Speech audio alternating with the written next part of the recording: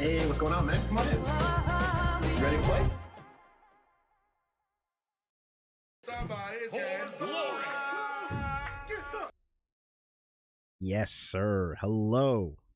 What is up? Yo, welcome to Get Into Fighting Games Keits. Hi. Good to see you guys. Yeah. Pleasure to have you on.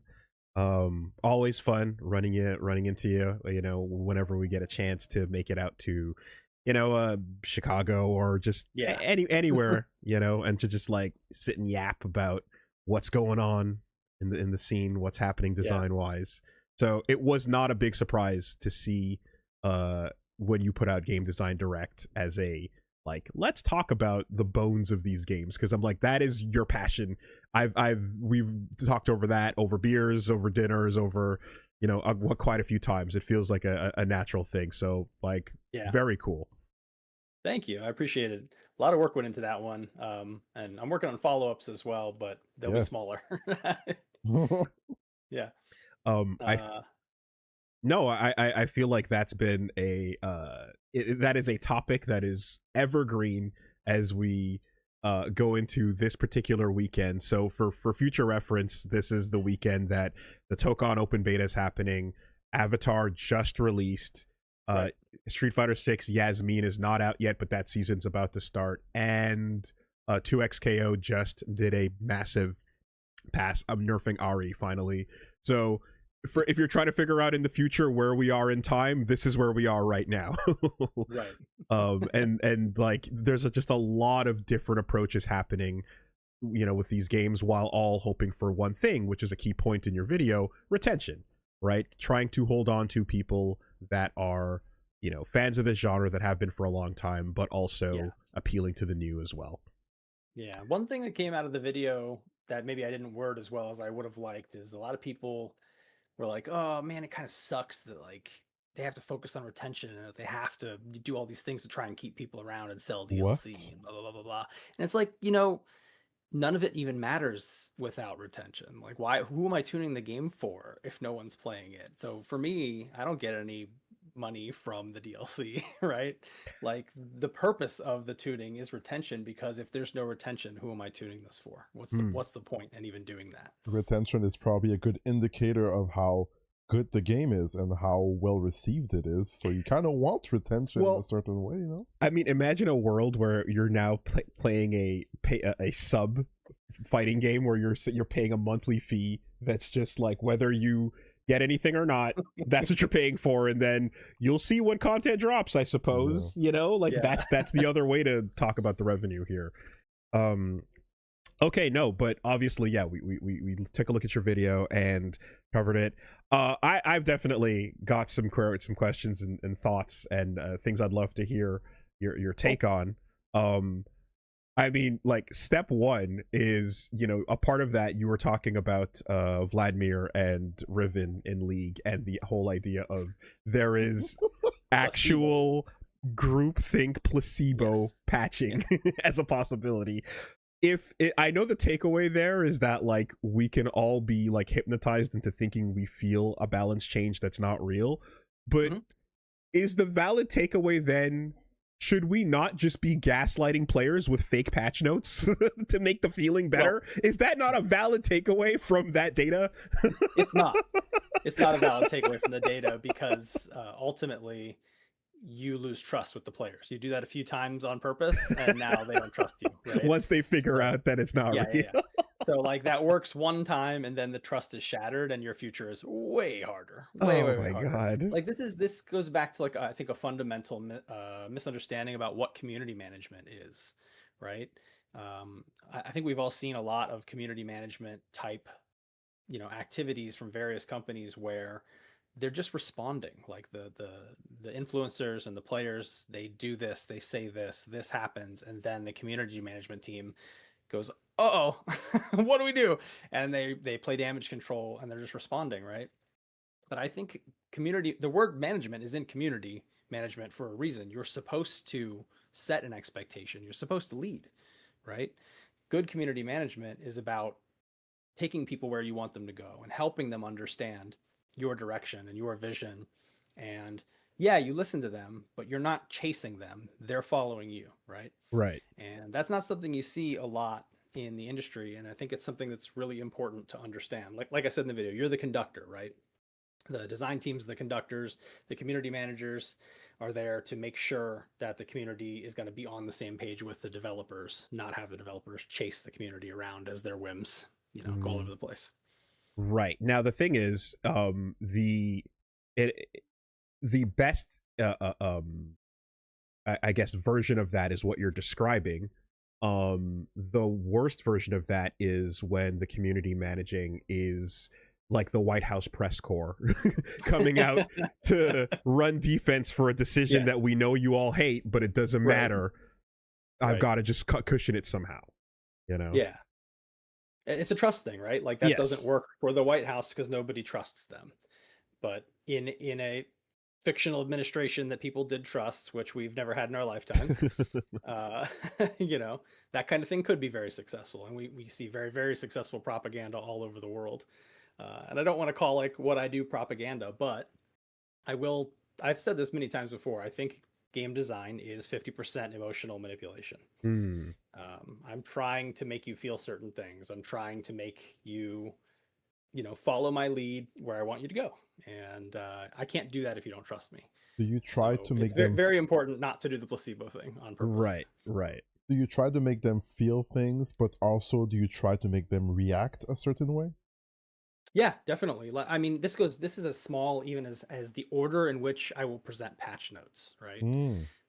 Like there's a really, really good example of the season 3 patch notes we did live at KI World Cup in front of all the top players. If you've never seen that, you should watch that. That's good TV. That's real good TV. I feel like you are sorry. You're the person who's like you're the only one of the only human beings on this planet that's like revealed patch notes to a crowd screaming at every choice. Yeah. It was great. But like there was strategy to how we even ordered everything, right? It's like here are all the nerfs for your character, and then here are all the buffs. And then at the bottom of the buffs, here's the new toys. And we leave you with the most fun, exciting thing. We leave you with the thing that makes you, I can't wait to try that. I want to get creative with that. So you're not as focused on the horrible stuff that just happened, Ending with the nerfs that's a very deliberate strategy. Yeah. Well, to just go back a little bit on what you're saying too, like goodwill with the audience is a currency.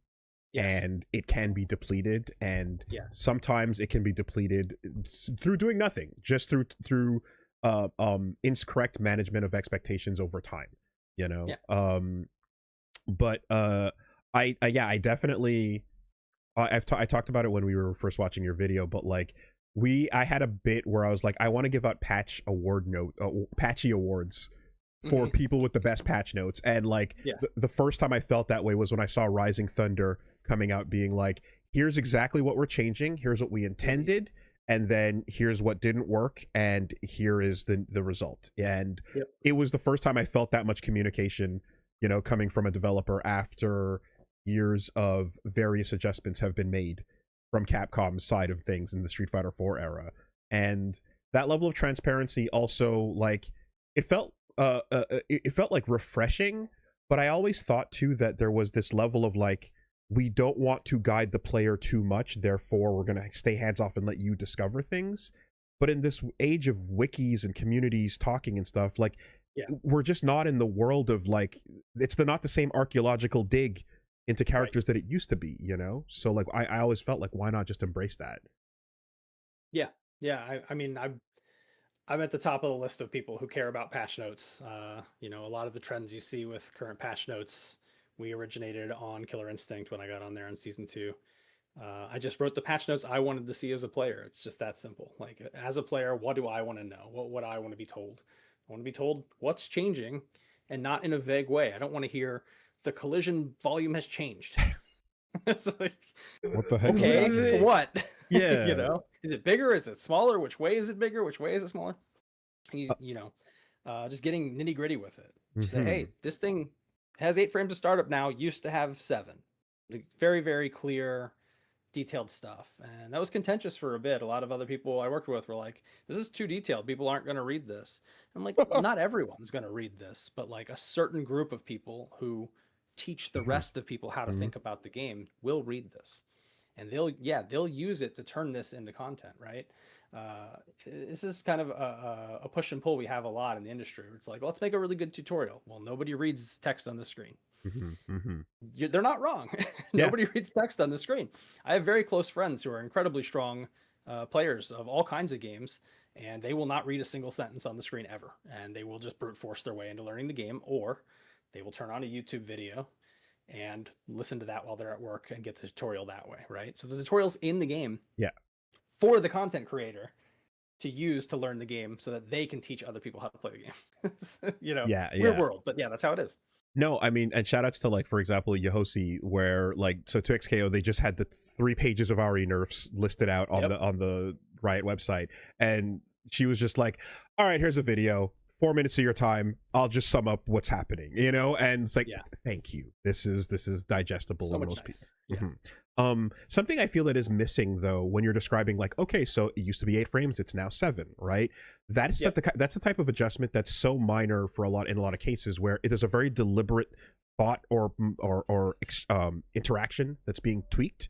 And what I feel is something that, like, even currently we don't really get a lot of is if something like went from 7 to 8, on the basis of, if you look at the rest of the game and the other characters, we're normalizing. That's not something that gets stated in patch notes as much, I feel, and I would like it to be like, hey, this might feel weird, but you might not have been paying attention to other characters and how actually 7 is quite normalized, and there's a reason for us going for that. The reason is what matters, right? It doesn't matter what the reason is, as long as you have one and you can justify it. If you have good reasoning, even if people hate it and don't agree with it, they will still trust you. Right? Like, I don't have a perfect track record with patches. I've made plenty of mistakes. I've made plenty of changes that people absolutely hated. But they still trust me end of the day, because they know that I'm transparent and they know that I'll explain myself in a logical, reasonable way. And logical, reasonable people can disagree, and we do. And ultimately, I think people appreciate that I have a vision for what it is that I'm trying to do and build, and I'm not following them around, chasing the community around in circles. Whatever they said this week is the new panic. I don't do that. I'm not interested in it. There are times when, like, going back to the drawing board and, like, kind of reinventing a character entirely in that. So, like, you talked about Symmetra in the video. I mean, very relevant to me. I'm thinking of the Baz and how that's a character that, like, completely 180'd from the initial concept. And, like, I guess my thought is, like, is that almost like just like when therapy fails, we got to go for, like, corrective surgery and just go into the guts and just reinvent the character entirely? Would you consider that one of the, like, I believe the phrase was hold on, mega frustrators? Yes, mega frustrators. Absolutely. I like your analogy too, of like, oh, that therapy's not going to work, time to do some surgery, right? It's got to be more drastic. But there are more reasons to do that kind of thing than just a mega frustrator. Obviously, a mega frustrator is a very urgent reason to make a big change with something, and it is always risky to do that because you may really piss off and lose a portion of your players. But on the other side, if you don't do it, and you're going to lose even more players if you don't do it, then you kind of have to do it. And the other reason you might want to do something like this is, like, Killer Instinct was a game where we were adding a character a month for years. And even just the act of adding a new character upsets the delicate balance of the game badly. This was, something that I was pretty passionate about when I came onto the project. I learned a lot on Dive Kick. I was not very good at this work when I did Dive Kick, to be clear. That was my first game, my first attempt at any of this stuff. I don't think I had any of that right in my head, but I was figuring it out. But when I got on Killer Instinct Season 2, the Season 1 crew, they were amazing, but they were very, like, arcade mentality. These are, old school fighting game guys. And they're like, nah, it is what it is. People will figure it out. We're not going to really patch it because we don't want to, make people have to relearn stuff. And that was how most things were back in the day at that time. like that's how everything was. Most fighting games weren't getting patched at that time, Yeah. and if you wanted an update, you waited for the super version or the ultra version, and you bought it again. But I went in on Chaos Season 2, and I was like, listen, we're screwed on balance no matter what we do. Like, no matter which strategy we take, it's not going to be perfect ever, because we have to add one character every month for the conceivable future, right? And that's going to upset the balance of the game. So let's commit now to heavily rebalancing whenever we need to, as often as we need to, every month if that's what we have to do. And that worked really well in one sense, because Endgame Killer Instinct is pretty good. Really good character variety, very harmonious. But on the way there were a lot of roadblocks and bumps. And also on the way there, a lot of people got frustrated we were changing it too much too often. So, maybe there's a sweet spot where we could do it a little bit less, but it's also harder when a game is more experimental. KI is very experimental. If you were to tune something that's a lot less experimental, I think you could do it less often and still, keep the trust of the players and keep it in a good place. But yeah, very tricky with experimental games when you have these new systems nobody's ever experimented with. I want to talk a bit more about like the frequency, and we'll get back to that in a second. But sure. with the mega frustrators, like something that recently happened was Team Fight in 2XKO was that patch that basically came in. So when it comes to identifying how mad your community is, right? What's your take on this type of thing, where that is a fuse that came out where the highest level of competition was pretty much universally upset at it because of how much it rocked the balance and how devastating it was, at a competitive level. But inverse to that, at the most casual level, it was the most fun people were having with the game from launch, where two friends were able to get together and play together at the same time, effectively putting like duos into the game. So now you have there's like timing involved too, right? So 2 weeks before, 2 weeks before, if you release something like that a week or two before a big tournament, and it's illegal in the tournament, then that's gonna exacerbate the frustrations and make people even more vocally upset. So I've contemplated this a lot. I've never gotten a chance to do it, but if I got to redo KI, with today's brain, every new character we released would be banned in ranked and banned in tournaments for a month. It would come out and it would just be casual mode only, right? You can play them, you can have fun in casuals, you can do offline tournaments with them if you want to, but like online ranked and big tournaments that we were, we would be involved with, I wouldn't allow a new character in for a month, because I know how little we know about those characters, right? When I make a character and I spend 2 or 3 months on that character, I know jack shit about it, man. I know maybe 20% of what that character is really capable of. But once you put it out there, you find out in about a week, if this character is actually strong or weak and what you need to do. You can learn that really fast. And then the other part of that strategy too is like, you can't afford to release weak characters. No. And it's not about DLC sales. People are like, oh, they just want to sell more DLC, so they overtune the character. No.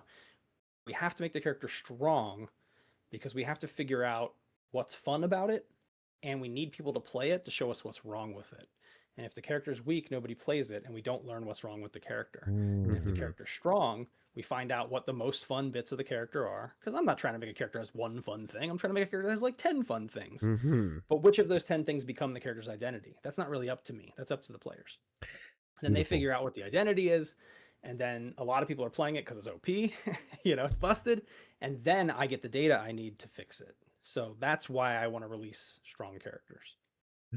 It's funny because like that's a really interesting idea for fighting games, and I was about to say like, what's that like? And then my brain immediately went to, Overwatch releases a new character. Doomfist came out. He's on the playtest right. The play realm, or the PTR or whatever. Public test realm, that's it. Yeah, the PTR. I've always wanted a public test realm, man. Yes. I've always wanted one. Right, and like it's like, so how many people would be like, I can't play my new fave in ranked, fuck this. But it's like, that is something we saw where the PTR would be the place to go to get hands on the new character for a little bit before they were revealed live. Yeah, it really helps. You know this, you've tested games, but like the amount of testing we have on any given character or feature is a tiny fraction of what the player base will have in 1 hour after its release. Absolutely. There's just no way to make up that gulf. You're going to see things you never conceived of within 1 hour of release. So I want to ask you the question that you enjoyed from when we're looking at it. Keits, what is the most bored you've ever been while winning? Most bored I've ever been while winning, huh? Geez, that's a tough one. I've played a lot of degenerate video games in my time, and I want to write a video about that term, about what degenerate gameplay means. Degen. It's like the opposite of depth. Mm-hmm. But I would say even when I was playing well and winning in like Marvel vs. Capcom Infinite, I was pretty bored. Just going through the motions. Mm-hmm. Yeah, I was just running set play. Like, it was fun to try and get the first hit and then brain off, do my set play. Funny story about it. I didn't play Marvel Infinite long, but I played it right when it came out. Went to CEO Taku and was doing pretty well. Made it to semifinals, winner's side, and had to fight Sonic Fox. And sat down next to Sonic Fox, and they said, "Good luck, have fun." And I replied something along the lines of, "We'll see if we have fun." And Sonic Fox said, what do you mean? Fighting games are fun. And I was like, we'll see. He washed me the first game, and then I washed him the second game. And they looked at me and they said, I didn't even get to play. And I was like, exactly. And then they watched me the next 2 games and sent my ass to losers, but Yeah. Yo, round 1 fight. First touch, pause, character select. Yes. 1-0. That was fun. Yeah. That was tactical. Yeah. All right. Yeah. Just overall, my tastes have changed a lot as I've worked on these games, and I used to play everything. I used to go to any given tournament, final round or Midwest Championships or something. I would enter every single bracket at the tournament. It doesn't matter if I put a lot of time into it or not. I just wanted to play, So I played everything, and my tastes have just changed so radically, right? Like I don't love long combos anymore. I want to play neutral. I want to input stuff that matters all the time, not just part of the time. I think KI ruined me a little bit. So tastes changing is a really interesting thing too, because like when it comes to what we want out of like balancing or so, and well, again, like like as you said, it's vibes. It's about you're tuning for vibes and such, and but like the how you feel. But the history, the games we play, the era we come from, right? I just had Deathy and Frodan are a Deadlock and TFT replayer respectively, and we had them on the podcast the other day, and they were talking about how those 2 games will release characters and then within 24 hours patch them and address the community wanting changes right away. Which is nuts to me as a fighting game player. That's like, what? Yeah. Right. But there's also something on Steam. You can just patch on Steam whenever you want. You don't even need to like do certification or whatever. And it is something to be said too, that we're like, if it's a character that has like 4 abilities, it's a lot easier to look at the encompassing nature of what their matchup against everyone else means. Compared to a Tekken character with just 600 moves. Exactly, right? 20 of which are useful. Yeah, the 10 that we show you in the recommended page. Yeah. but I with that, I'm like, okay, that's daily is obviously an extreme. I've talked to enough top players that have been like upset with their games for not letting the dust settle. Mortal Kombat players were very upset with how often NetherRealm was getting in there. When you look back on the fact that like we come from a time where you got the final release of an arcade version of a thing and it just sat there for decades. Yep. Would, like, if you could go back in time, not to KI, but to like those eras, would you like to see a Third Strike or CVS2 where that like actively stayed up and patched and addressed things? Or is that kind of happened, right? There were other versions of some of those games that came out that were summarily rejected. Exactly. Not just console ports, but like new arcade versions that fixed bugs and fixed certain things. There's versions of Third Strike out there where like Urian unblockables don't work. Right. Yeah. They took her. They hate that. Yeah. Exactly. Yeah. Oh, was that depending on the country? Different. Region wise, but I know like with the Dreamcast port, they had one of the options on or off to put on exactly the Urian unblockables and some of the left right ambiguous stuff. But I guess sorry. Yeah. Go ahead. Sorry. No. It's just the idea that like these games kind of became what they were because they soaked for so long, and that was like crucial to how the competitive nature of them developed. And now times and expectations have changed, but like, is there any value to that long soaking period, or is it just like that's how it was back then, we don't do rock and roll the same way these days, we're moving on, you know? I mean, there's no such thing as the dust settling, right? People talk about that. They want to see what happens when the dust settles, but like, look at the Yoshi example from the video, right? Like the dust is never settled. That's not real. In 2022, they found some new shit with Fei Long in Super Turbo. Yeah, exactly. The dust is never settled. Get that out of your head. Yeah. Okay. But there's a real logistical reason like why things needed to be the way they were back then when we were in the arcades. Okay, they released a new version of Third Strike and it's got this fix in it. Whether or not you like it, how many arcades have it is the question. How many people can actually play this version? You know? And you don't want to be practicing a version that your arcade has and then the 8 other arcades in your state don't have that one. They have the other one, right? That is bad. And nowadays we don't have that problem. We're all playing the same version of the game. And when it gets updated for all of us together. And we don't really get a choice about if we want to play the old one or the new one. We play what the developers put in front of us and we adapt. I don't think the dust settling is like a real thing. I think it's a fun ideal, kind of like a balanced game. It's a cute idea, but it's not something that actually happens. And I think there's a really cool culture around games that have been around forever that aren't changing. You know, games that are just done being patched. But ultimately, those audiences never grow; they only shrink.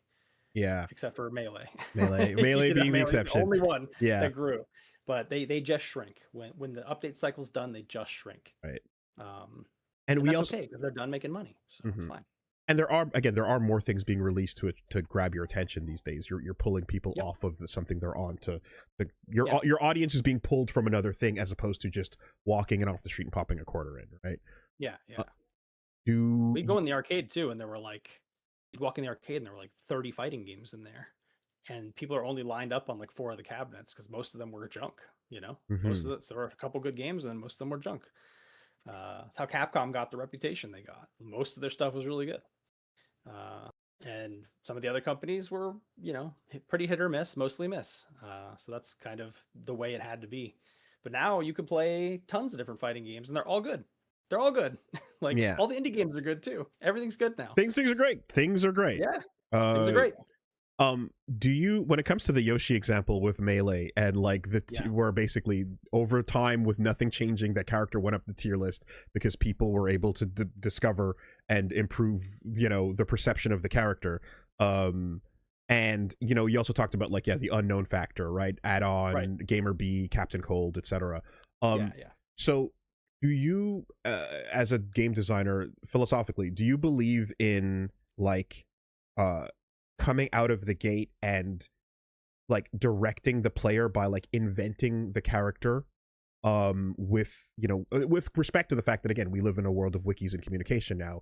Like, I remember when nobody really knew what to do with Rufus until we saw Justin doing hey in Street Fighter 4, doing dive kicks all over the place, and you're like, oh, okay, there's a thing here, right? Do you believe that like the old hands-off approach of just like, we don't know, here's some tools, figure them out, or do you believe in kind of like, you know, pushing them along a certain way and showing off what the expectation is for, you know, from the designer's point of view? And I guess follow up to that, do you believe in like things that are emergent, like almost designing for something to be discovered long tail down the line, you know? Yeah, I think the way I look at this is like, I think I'm bouncing off of a lot of modern fighting games, not because they're not well made, they're very well made, but because they're too prescriptive. They feel over designed. It's leaning towards that side of like, we created this character and here's how you play him. This is what you're supposed to do with this dude, and here, you do that. You want to deviate from that? Fuck you. You do this thing. This is the one thing the character does. And that's not the type of game I like to play, so it's also not the kind of game I like to design. I'm not a big fighting game scientist guy. I'm not a lab monster, believe it or not. I'm not usually just sitting around like finding optimal stuff. I play more by feel. I'm more of a heart player, which Mm. suits my last Yeah, name. yeah, literally, But, you know. the way I design the games is for feel. I want them to be there's a kind of a looseness to the old games that made them really charming. They're kind of sloppy, you know. I like that. Mm, I want a game that is a little bit not tight because I want players to be able to interpret, right? mm. I'm not telling you here's how you play this character. I'm saying here's the stuff this character can do. Find your way, How many right? cards do you show? I just show what I figured out, right? And I'm not a big scientist, so when I go on a stream to show off a new character, I'm like, here's what I figured out. Good luck. Right, You know, right. you can start from here. This is a good building block. It was good enough for me to prove out that the character is like effective and fun.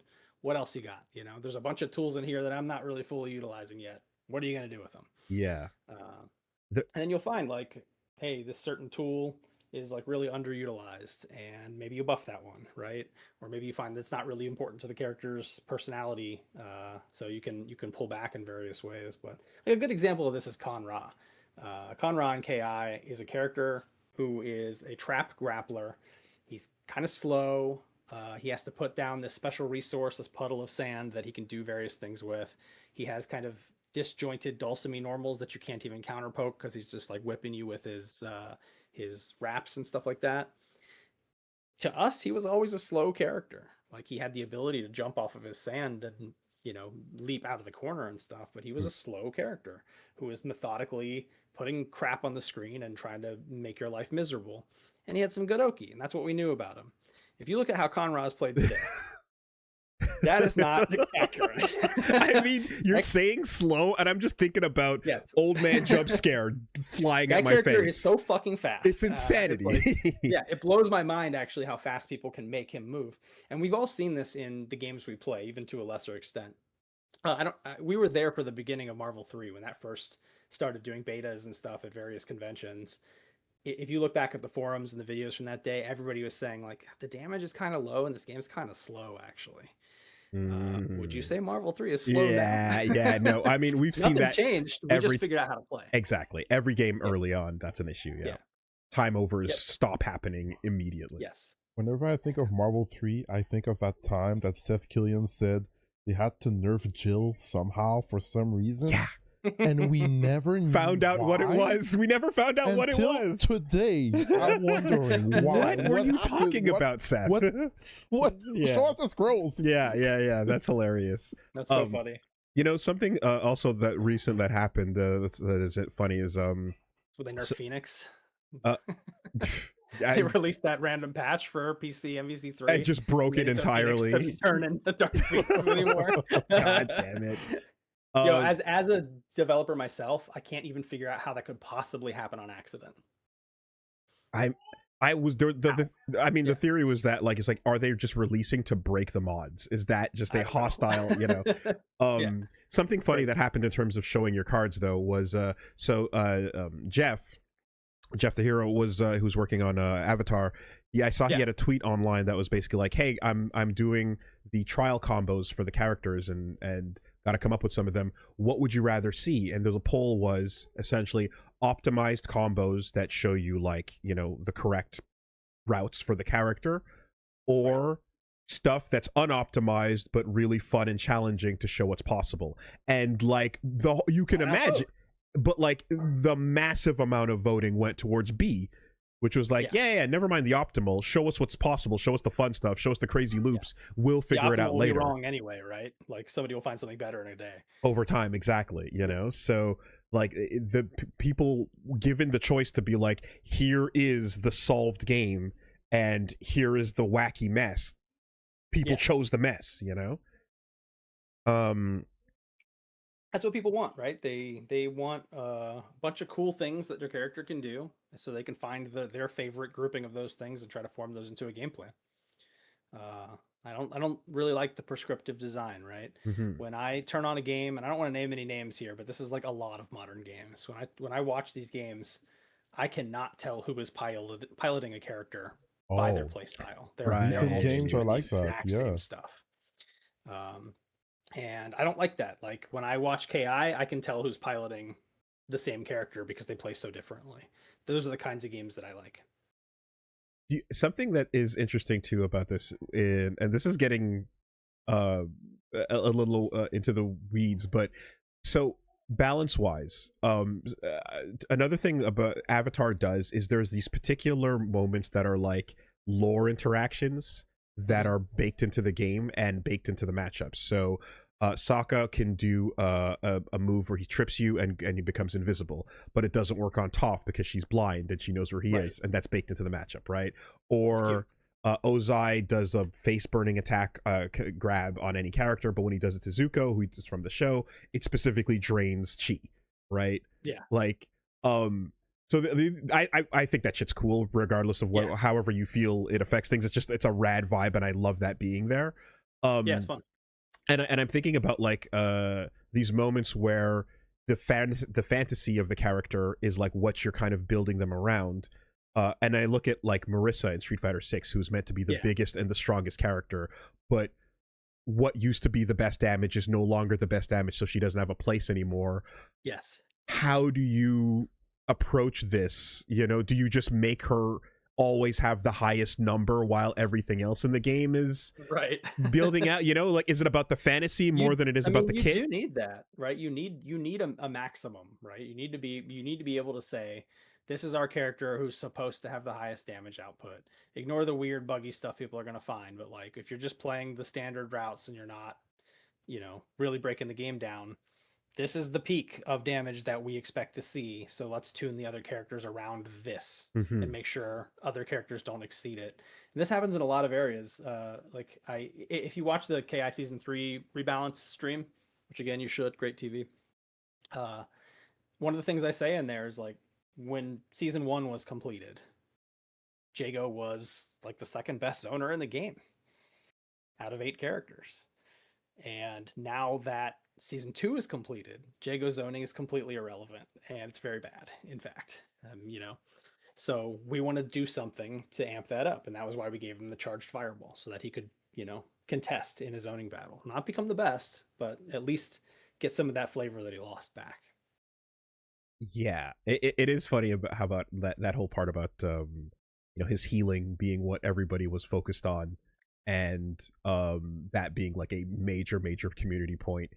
And I'm just thinking back to my time where I'm just like, this motherfucker is wind kicking me from like from anywhere in the most, like, I don't give a shit. It's not the Always healing safe. to me. It's that this holy shit, this kick, you know? Yeah. Okay. That is it's one of those things where a move did too much. Mm-hmm. Sure, yeah, it went really far, really fast, and it was safe. But did you know that it also low crushed, and that it also was throw invulnerable? Like, it didn't need all that. An example you gave too was there's moments where, you know, listening to the community and everything, and of course you even though everything lies, stats lies, players lie, etc., all that stuff, you still have to listen, right?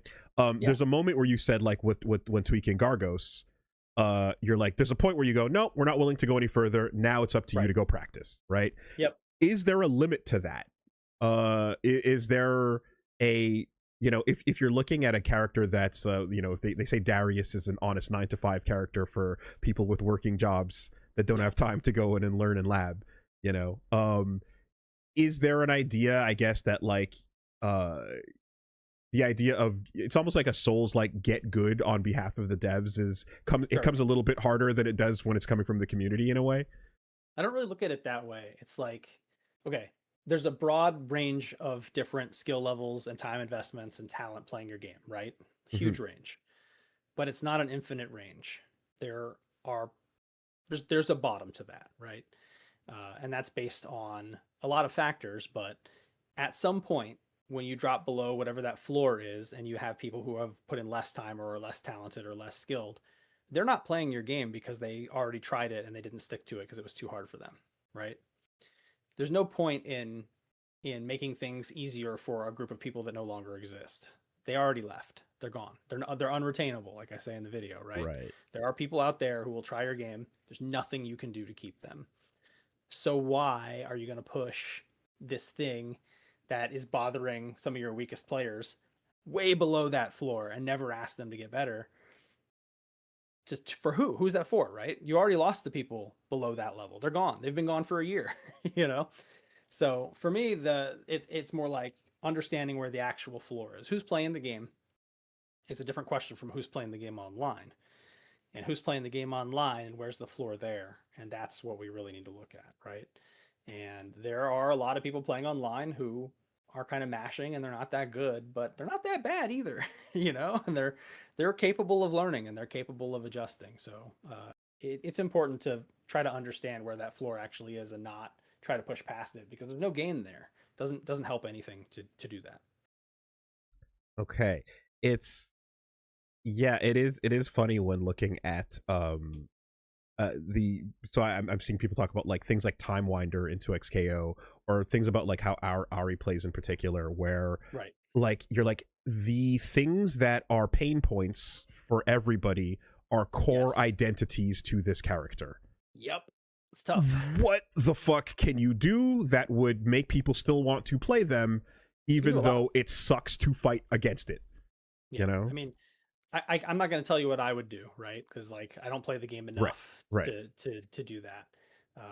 I played 2XKO a lot for the first, I think, month it was out, but then I dropped off after that. And but just to say, like, I'm not saying I'm the best or whatever, but like there are a lot of things you could do to maintain the identity and pull back on the frustration.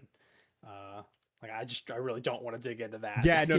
Fair enough. Fair enough. Not my place. So one of the things, yeah, the possibility space for that is basically endless. Yeah, one of the things I love recently that happened, and I've fucking ranted about this, is in Guilty Gear Strive, Nago Ryuki is this wild character that's meant to be feast or famine, kill yourself or the opponent, go, you know? And there's this push and pull with the character being absolutely unplayable and dominating just because of how insane that playstyle is. And that rubber band got really, really stretched.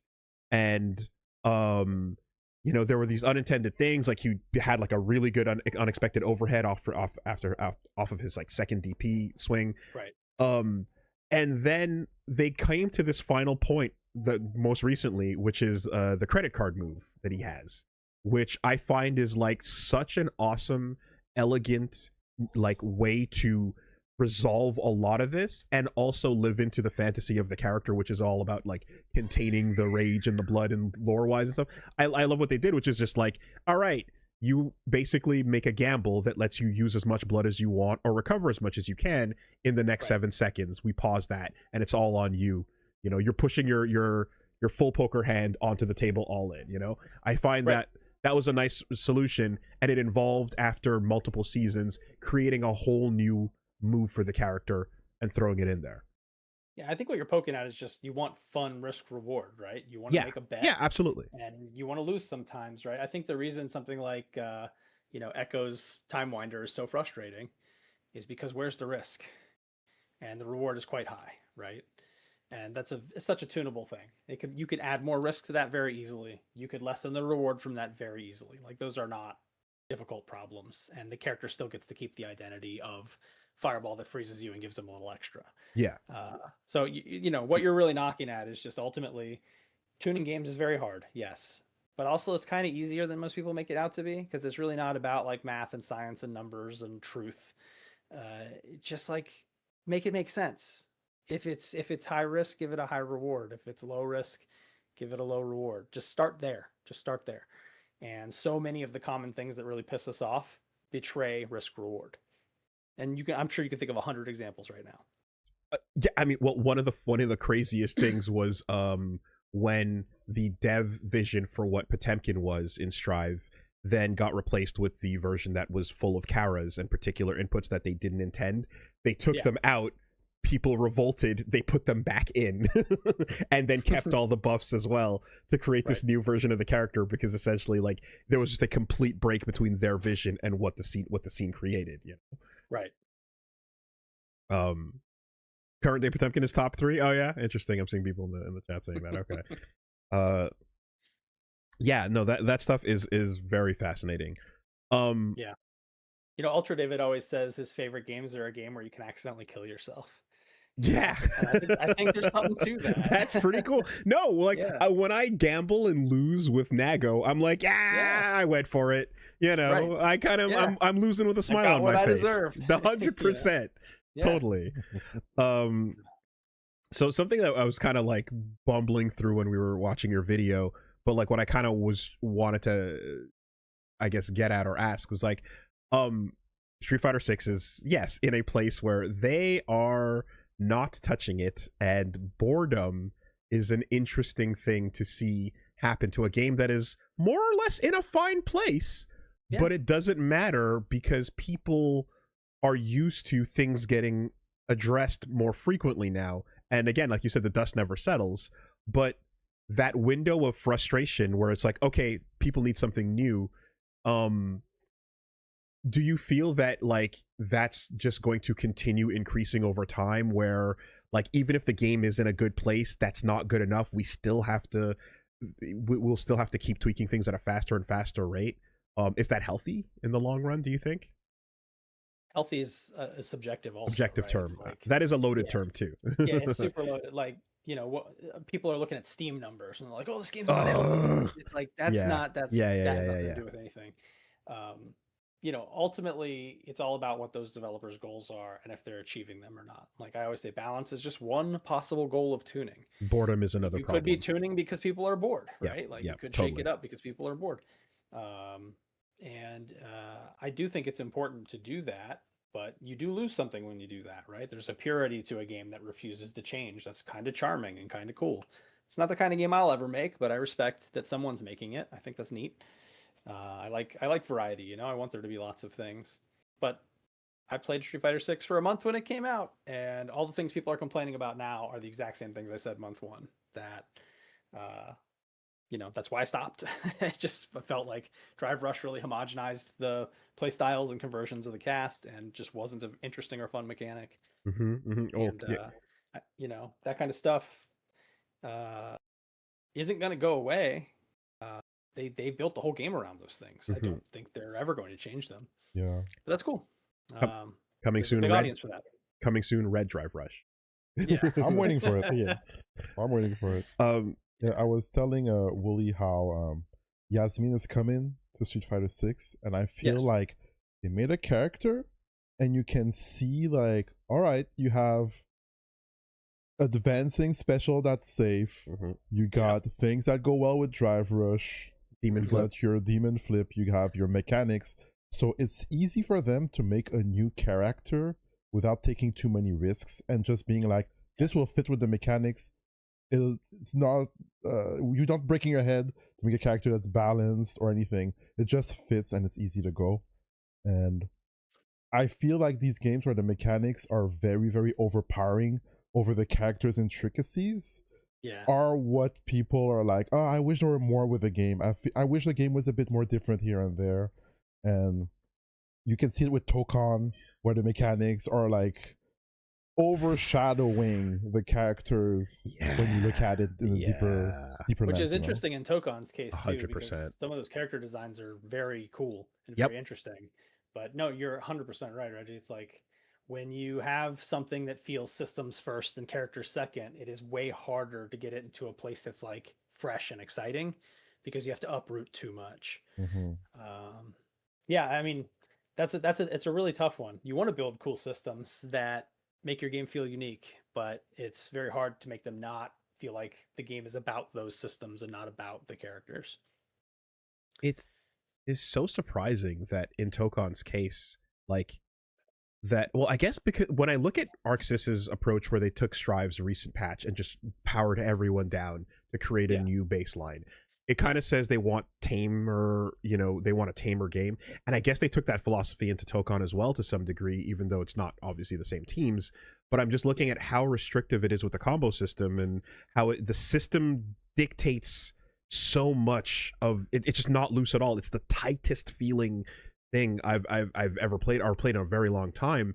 And it definitely is a tension point that I'm not enjoying as much. And like, I feel like I aesthetically and vibes wise, like the game is cool enough that I'm gonna certainly keep playing it. But I know that in the long run, that feeling of like, oh, I want to pop this in, is not probably going to be there because of this feeling of when I'm labbing, I feel like the combos have to follow a certain structure, and I'm being guided very aggressively towards their like KV limiting system of when the combo's supposed to end. I mean, I will say there's cool shit you can do, but why? Because this easy stuff does the same damage so far. That's cool stuff, right? The auto combos damage is the really limit of comparable. damage you get seems to be more based on how many green bars of assist extensions you're willing to call, because those lower the combo limit meter, right? When I think about the combo limit meter, it's an interesting one because these have become popular recently in more games, and I do think that they are like an elegant way of solving combo length if you want to limit that a little bit, which is a good thing generally. But when I look at the combo limit meter for KI, as Double Helix kind of invented it, it is a risk reward mechanic. Here's how long your combo can be. Okay, sure. But when you do light attacks, which are very, very hard to break, it fills up faster. More. And when you do heavy attacks, which do the most damage, but are very easy to break, it fills up less. Right? So there's like this push and pull between, I need to stack as many heavies in this thing as I can, but also those are the easiest things in the world to break. So once you get that lockout, when somebody fails a break, then you have to pivot as quickly as you can respond into a heavies only combo and pay attention to that meter to make sure you don't blow it out, right? There's a game built around that meter in Killer Instinct. It's very interesting. But in most of the other games I've played that have a combo limit meter, it is literally just a combo limit meter. And it goes down when I spend a little bit of my own meter to do EX moves or call assists or whatever. But the way that I'm supposed to optimize that is the same as it is in KI. Do more heavy attacks. Put as much damage into the combo as you can. Avoid lights as best as you can. But there's no risk to doing that. So now it's just funneling everybody towards optimization, and then everybody's playing the same way, and they're doing the same combos, right? So it's just kind of like it's a weird thing to see the combo limit meters catch on, which I'm a fan of, but to see them used in a way that doesn't really add to the game, in my opinion. Well, so what I think the kind of end state is when you're talking about that optimization is like, do you want every game you play to be a 2-touch round? Do you want the final state of every game to be or 2-touch plus a break, or 2-touch plus a burst, Right. I don't want any of that when I'm designing. I want it to be crazy. I want it to be freeform. It should be jazzy, right? Sometimes 100%. It's a 2-touch game. Sometimes it's a 12-touch game, right? It just depends on what the players are doing. But yeah, these games do end up in a place where it's like 1 touch into 40% plus huge Oki. If you get hit into that Oki, you're dead. You talked at the beginning about how like you've changed over time, and you don't want to see super long combos or super long cutscenes anymore in these ways and things. Do you feel have you changed, or what are your opinions on things that have also become major discussion points? For example, the word of the year being car crash neutral, or the word of last year being comeback mechanics, right? I mean, many years ago, right? How aggressive that is, and whether or not it should like be the a passive way to come back, or the E-Sen system in Samurai Showdown, which I fucking love, by the way, of that game. Right. And I love how you steal around. It's the most insane comeback mechanic ever. But in general, that was something that people were like, we hate these kind of design decisions going into our games. Yeah. It's like if a game is supposed to be fair, both players have to have the same abilities, which means if you add a comeback mechanic, both players get access to it, which means it's not a comeback mechanic. It just, right? Yeah. Like I'm going to be able to use it too once I'm down. So it's a mechanic. That's what I was explaining to people with Samurai Showdown, especially when at competitive level with that. It's like, no. There is a mechanic in this game that lets me steal around from you, and you steal around from me. That's intended. If you fuck up your round steal, that's not my fault. But the game is built for us to steal around from each other and have a match. What are people insinuating when they're saying car crash neutral? Car crash doing stuff. So car crash neutral insinuates that the days of approaching and playing footsies are long gone, because I have a Yun lunge punch. I have a flying forward armored combo starter that is going to just eliminate any subtleties in playing footsies. Yeah, that's footsies is such a weird romanticized thing. I blame James Chen for this. Good job, James. Every game has footsies. It just has its own version of footsies. And sometimes that means flying at somebody with a Defon block attack, and there's different ways to move around and bait that and whiff punish it. So I don't romanticize any. I play every game like I've told you before. I've played everything, at least at some competitive level. So it's all the same to me, right? It's just a different way of moving around the screen to bait a whiff and punish. Still's all footsies, even if it isn't like grounded people just like moving just a little bit, and maybe that's not the most fun thing to do or watch. I like to press a lot of buttons, man. I didn't pay $60 to walk back and forth for a minute, wait for you to whiff a crouching medium. Didn't pay $60 to block. No, I'm trying to like press a lot of buttons. I want to zip around the screen. I like good movement. I want to go absolutely nutso. Plus is a state of mind. People are talking about footsies, but I went to a bar once and someone was playing dive kick. And if you don't know, dive kick looks like a funny game. It's just like, oh, you put 2 buttons. And I fraud detected this guy 4 times in a row. Right. And the barman was looking, and I was like, I guess this game is legit. There's footsies in this game. And I'm like, yes. Footsies is not just this. It's positioning. It's controlling angles and areas and timings, Exactly. We lost that at some point. Thanks, James Chen. I blame you, James, specifically. Like, we used to talk about, zoning as space control, and the fireball isn't to keep people away, but it's to occupy a spot on the screen. That's all footsies. I know it's not his fault, but no, Street Fighter. I remember seeing one of the early write-ups where it's like Street Fighter characters as the space they occupy, and it's like Shotos are a line and a box in front of them. They're an L shape. That is the character, really. Play around that shape. Look at it. The talking about the Street Fighter 6's sort of boredom is something you have to fight against too, right? The complete violent antithesis of that is Dragon Ball Fighters on the way out dropping the Kusoge patch, where everything goes out the window. Is there validity to that? Where you just go nuts? Yeah, look, man, everything's valid and nothing's valid, right? It's all perspective. We only get to live once, and I want to have some fun, so I'm cool with a wacky Kusoge patch. But some people's fun is just like, I want a game that's steady and doesn't change for the next 20 years, and that is a tiny amount of people that will shrink as the game goes. But those people will form lifelong bonds with each other and become besties, and I think that's awesome too. So it's all valid, and none of it's valid. I think developers should do what they want. It's their game. They poured real time and real energy into it. I know players like to take ownership and be like, "Oh, I played this game for 8 years. It's my game."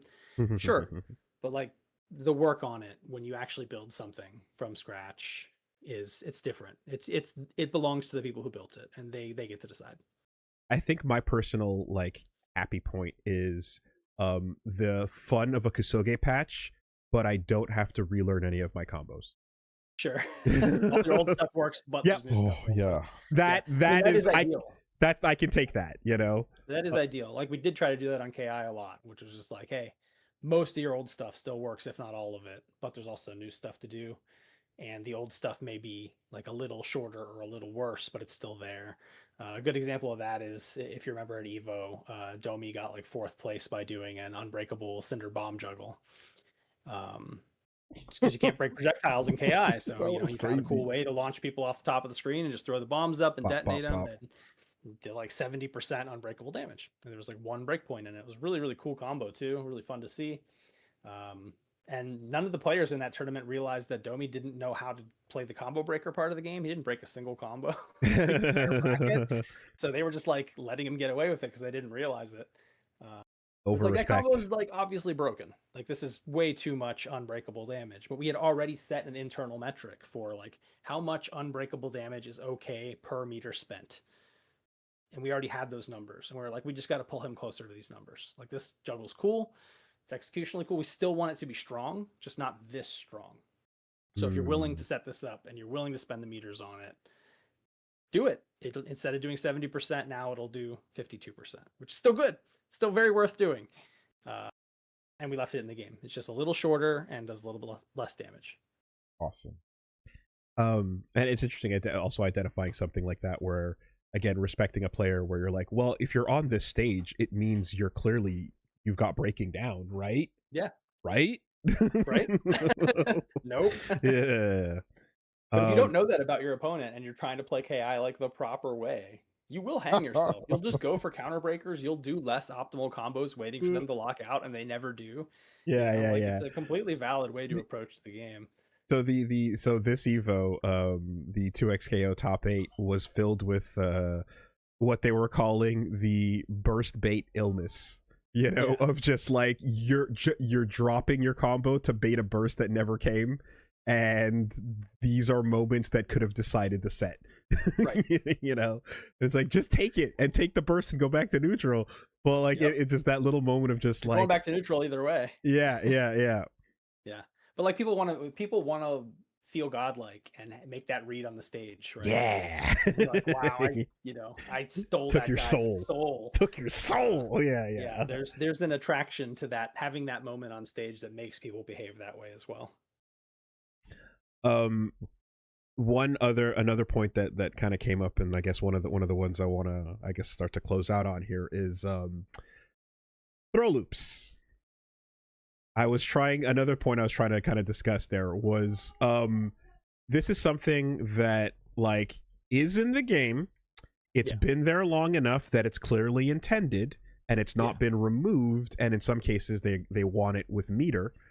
But and the thought process, from what I understand, is parries are so strong, the ability to negate strikes are so strong that throws need to have some juice on them. But it's boring to watch, and it's also boring to really do. It's very frustrating. Exactly. It's boring to engage with. It's boring to play. It's boring to fight against. It's boring from every angle. On the opposite end of that, in a lot of like recent games that I've played, I think this is true in Avatar and Tokon, there's a ton of throw invulnerability when you get up, so there's no throw loops, and it also feels incredibly frustrating as the attacker to just be like, you're not allowed to throw this person here. Why? You know, it feels weird that it just whiffs. So there's like there's an opposite end of this too, where it's like, oh, now the attacker's frustrated because they just have less offensive choices to make. So what's the happy medium on that, right? This is okay. Surgeons gather around the patient. What do you do in a game like this where parrying is a mechanic and it's here to stay, and it's clearly very crucial to the way things are built? Right. I have answers, and I'm experimenting with them in a game that I'm currently working on. Okay. So maybe if we're lucky, you'll get to see those answers. You know, when that comes to fruition, if it comes to fruition. Interesting. You know, the industry is collapsing, so who knows what will happen. Yeah. It is. But I guess it's just that's one of those ones where like truly, as I'm not a game dev, I'm just like looking at this as a player feeling stumped, because I'm like, I get what's happening, but this sucks. And the idea of being there on the stage, choosing to go for a tech that costs you $50,000, you know, is like, no, I'm gonna take the throw again. God damn it! I hate to keep going back to KI. It's literally it's a good game. It's a great game, and it's your lifeblood. So please look at the KI version of this. When you whiff a throw in Killer Instinct, it recovers way slower than in Street Fighter 6. So if somebody jumps your throw, you are in big trouble, right? You could start there. If I hold up and I get out of the throw in Street Fighter, I get uppercutted for my troubles. That sucks. You know, like start there, just fix that. Give throw whiff a lot more recovery. Full start there. Punish counter combo. Yeah, then I don't have to tech it. I could jump as an option. It's a riskier option, but now that riskier option has a higher reward. If I'm right, you're stuck in recovery longer from your throw whiff, and I get to do some severe damage to you. Okay. Seems like a pretty simple place to start to me. Okay. Because it is just one of these real head scratchers to me. Is like, it's risk reward again, man. It's always risk reward. And I have to say, I'm like, I know that there's a like I feel like in a lot of cases the FGC is sometimes like allergic to like appreciating what's going on in the present. You can only do it in retrospect when the Yep. new thing is here to hate. But I legitimately like what they did with Street Fighter 6, and I enjoy this game, and I think we're you know in a time where we're enjoying a really good Street Fighter game, and it's awesome. Yeah. But these particular types of problems are just not what I'm used to. The idea of like, you know, necessary boredom and necessary kind of stagnation being what they're going for in some cases. You know? Yeah. Adding a little bit of punish on what you're describing there. That's certainly one thing. I wonder if they're going to just like leave it alone the entire time, you know. But Yeah. I think what people are just looking for from the complaints that I read and watch videos about is just people are like, these things are really rewarding. Can you add a little bit more risk? Like, can we figure that out? If I stuff a drive rush, can I get something better? Because that's hard to do. And if I stuff the drive rush, can I get a better reward for that? Because I took a big risk trying to stuff it. Can we just add a little bit more risk to these powerful things? Because the answer is like every player has their own kind of risk reward profile within themselves that they're exploring. yes, And the wider range of varying kind of risk reward outcomes you have, the more playstyles will start to appear. And I think the reason playstyles in Street Fighter have become a little bit standardized is because it's very formulaic, right? The answers are very clear. The risk rewards, there's like a lot of reward for a drive rush and not a lot of risk usually. And it's the same with throw loops, right? It's a lot of reward and not a lot of risk. So, but push some more risk into the game, and I think they'll see good things happen. I feel, Reggie, like you're a player who never wants to go to the casino, and like I feel like a part of your playstyle is defined around the idea of like no command grab, fuck that. What if it whiffs? I'll gamble at the right moment. That's good. You got players like Marn who are like 80% gambling and 20% solid, right? And then you have other players who are 80% solid and 20% gambling. The important thing is that you have a mix. I remember we had a young Jago player who went by Jago Blake in the early KI Season 2 days, who I'd talked to at tournaments a lot because he was so frustrated. He was just like, I'm trying to play solid and never take risks and only react, and I'm still not winning. What am I doing wrong? I'm like, you just said what you're doing wrong. If you never take risks, you've become predictable. As soon as your opponent finds out that you play that way, you're toast, right? Unpredictability is important to every play style. Yeah, and it's also like sometimes you'll be afraid of using an option because they have the counter and you seal it, and you sealed your faith at the same time. Like basically you have one less option in your bag, and they're like, oh well, I don't have to think about that anymore. The jail of the top 32 player that is able to get out of pools consistently, stay solid the whole time, but once you start facing people who you know are names and or are just like solid through and through, the amount of respect you have for them is so high that you just assume that they have everything on lock, and you never take a risk to discover what weakness might be there. Yeah. Respect is dangerous. Like you should not give any player respect, no matter what their name is or how many things they've won, until they prove it's to until you they prove in it. that matchup that they can do it. I did this on stage at Evo, in Tokon versus Capcom.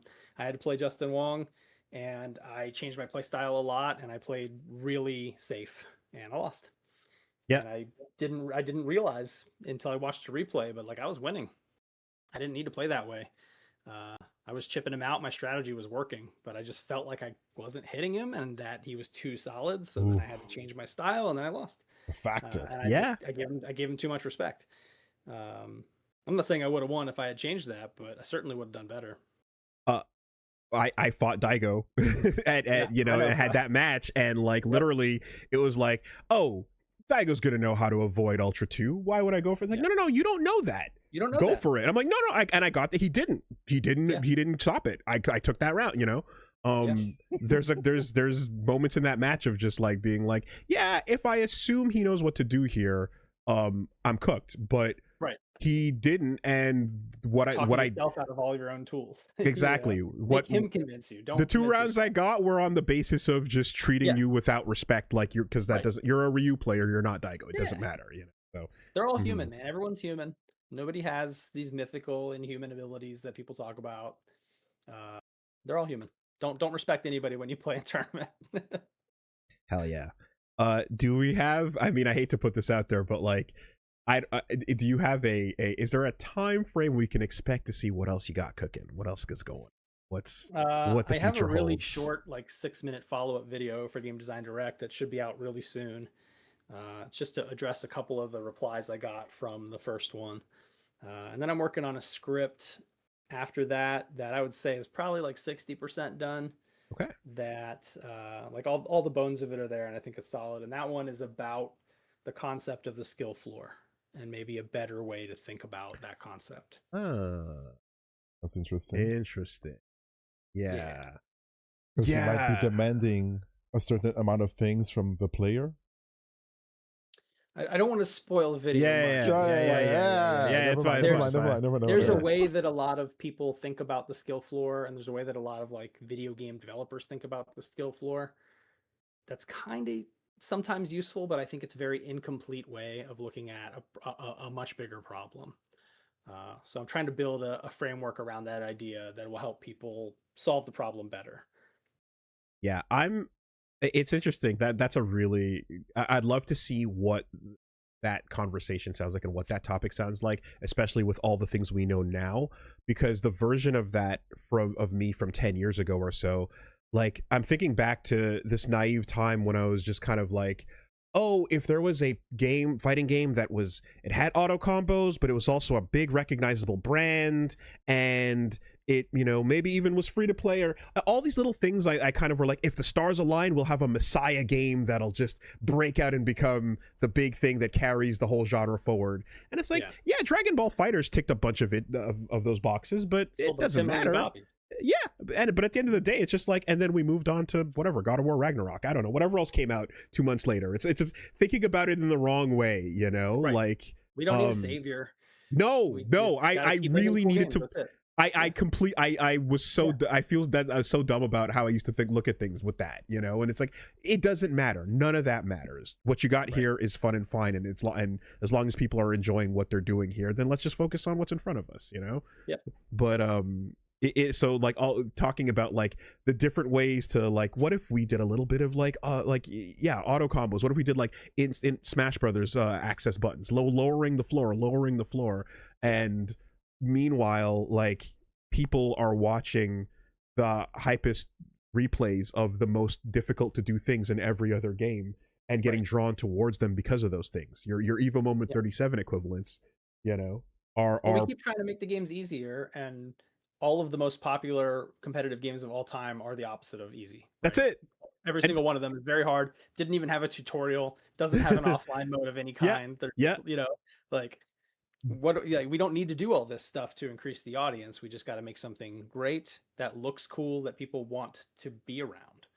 And a common denominator, I think, that I've been mentioning recently has been, it's a game that encourages you to jump on with the homies on Friday night and play together. And if you can do that, if you can get a way to just play with your friends together against co-op, whatever the deal is, that is a social reinforcer of the fun you're having.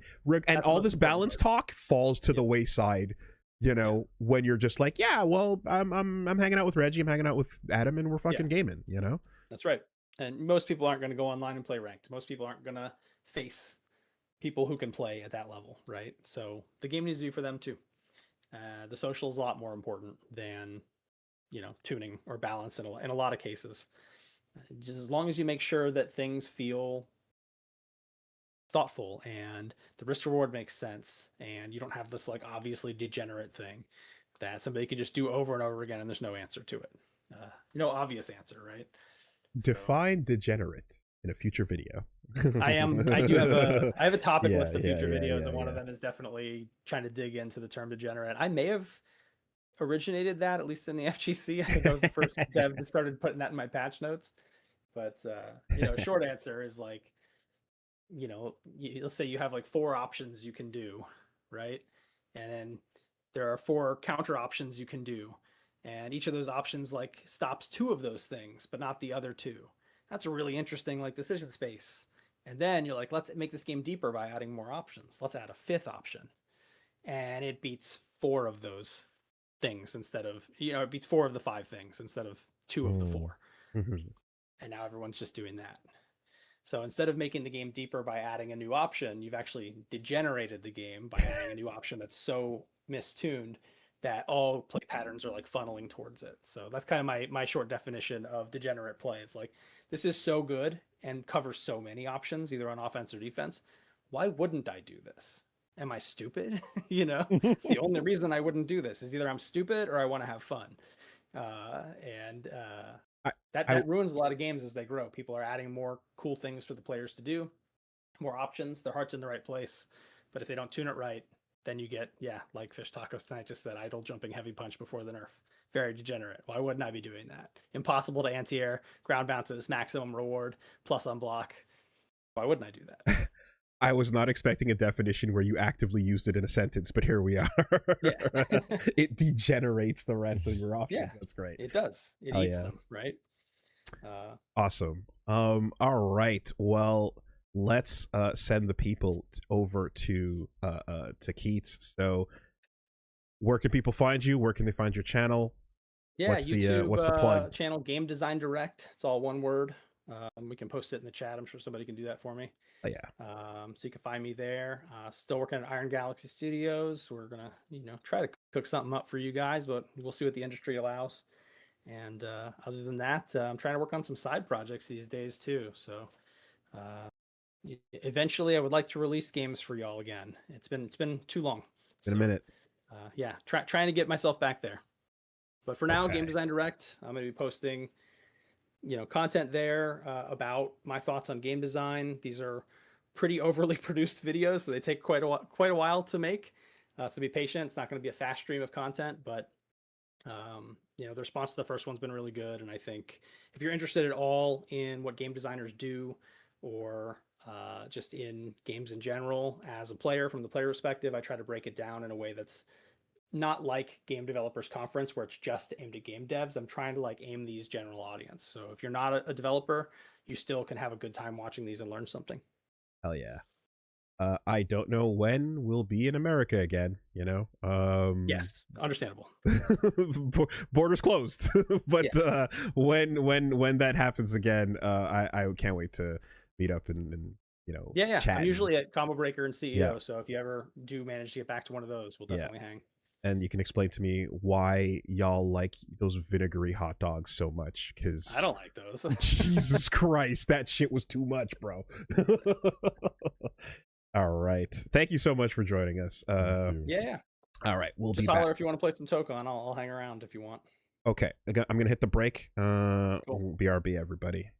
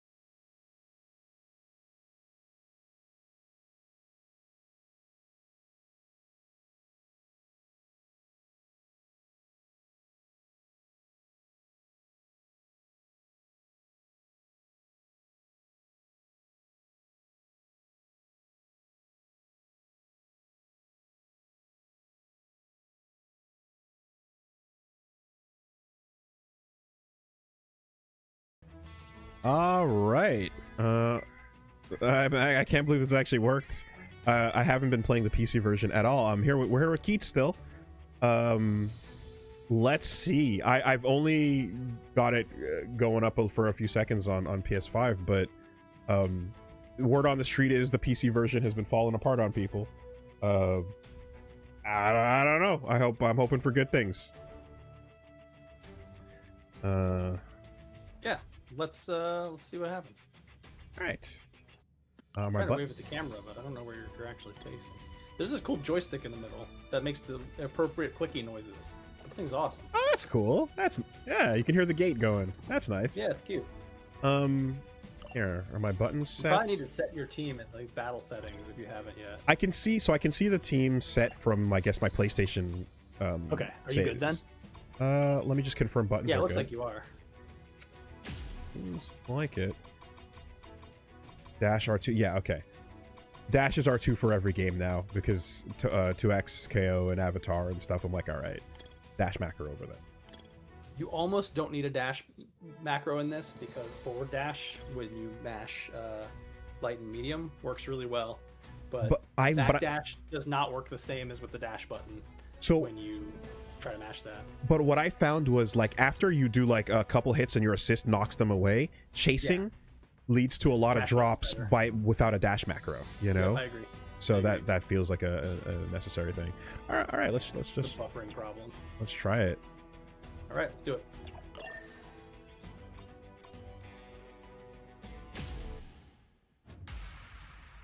Cackling Flyers. What's your team been so far, Reggie? Team? No, I what's don't your have a team? Yeah. I picked Magneto and I tried a bit of Storm and Doom thing. I didn't try to team it up, you know. Okay. My fourth is still not there. Yeah. I get him. Ooh, that frame rate's bad. Yeah, that's tough. That's definitely on your end. Did you lower settings to medium? Oh shit! No. You should. Okay, we'll do that after this. I mean, let's see how it goes for a second. Yeah. How does it feel? Yeah. Yeah. Frame rate isn't great, but it hasn't chugged. Okay. So I'll well, we can play one and then go try. And then go through it. Yeah. Okay. Let's do it. Yeah, I might have to compile shaders as well. Oh. Norman whips his normals a lot.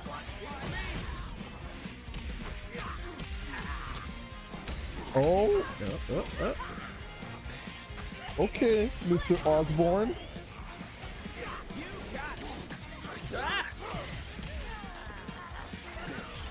What is that? Oh, could I have changed it? And stage transitions. Because that's the cool thing to do now. Oh. Yeah, it is.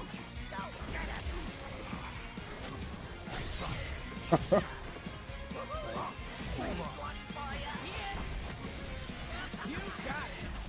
Ow! What? What a block. Oh.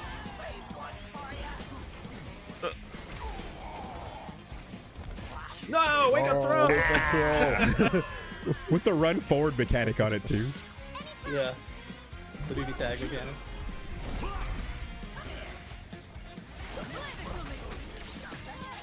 Oh!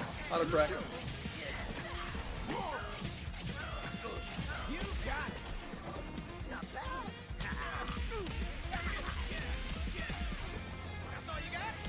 Oh.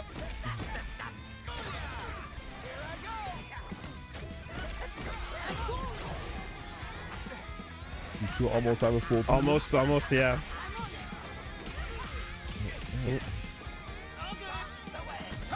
Oh, my mom! Nice Oki.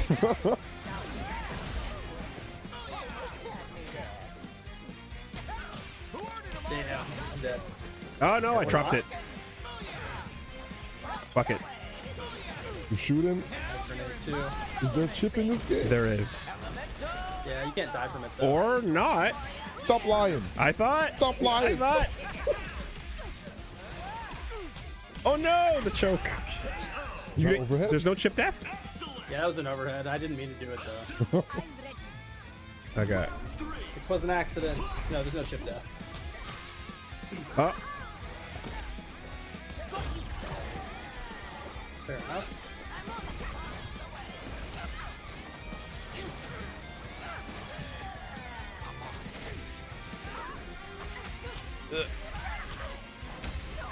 Glider. Oh, Cassandra. That was nice. Yeah, wall break's my favorite mechanic. ooh, iframes. Yeah.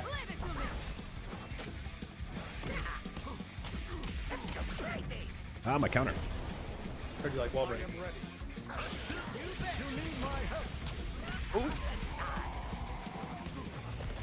Oh, the running throw. Oh, I did super with the wrong input. God damn it. All right. This feels mostly fine, to be honest. Yeah, okay. We might be okay. What is that? I don't know. I don't know. Yeah. Stupid kunai.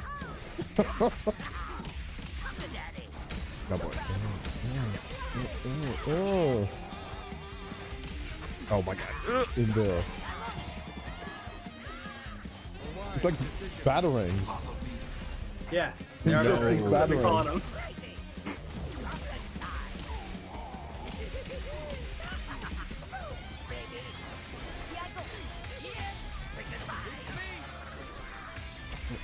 Oh, do it again. Look at that drop Alright. kick. Look at the form on that drop. Oh, babe.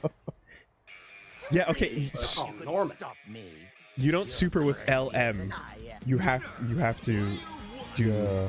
square X to get the one. Okay, yeah, Brace yourself. yeah.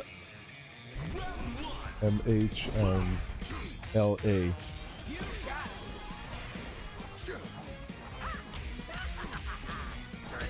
Yeah. Okay. No, that's too slow.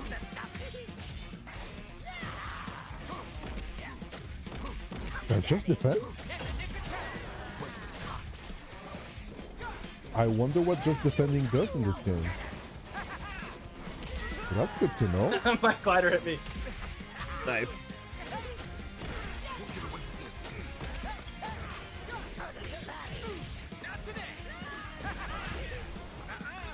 Uh-uh.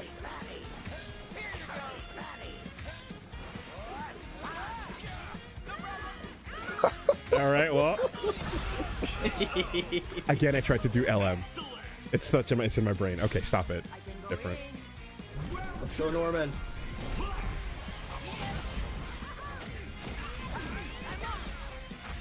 Oh no. Yo, drill.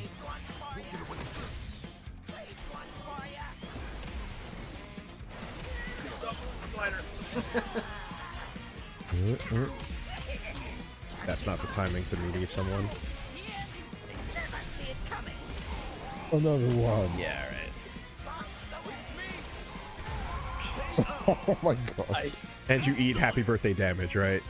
Yep. Yeah. Oh. Yeah.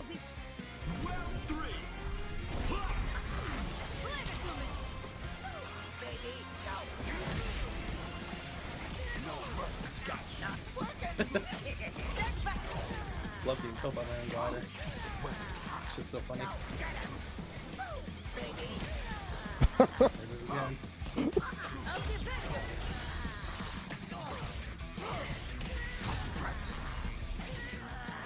Big slash. The whole team's The out. whole team. Yay, yeah. Otto.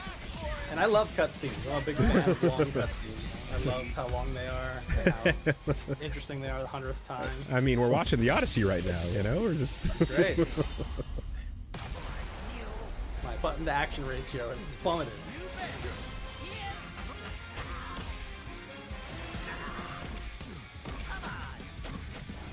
Okay.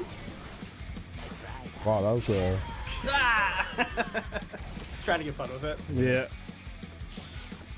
I don't I got a know. whole fucking glider mirror I gotta manage, you know?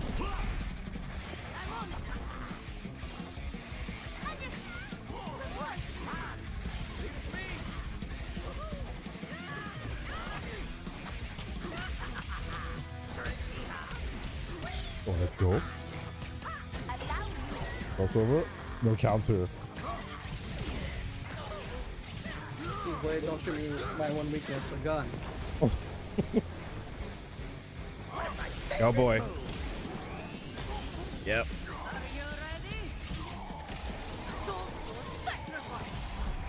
That looks cool.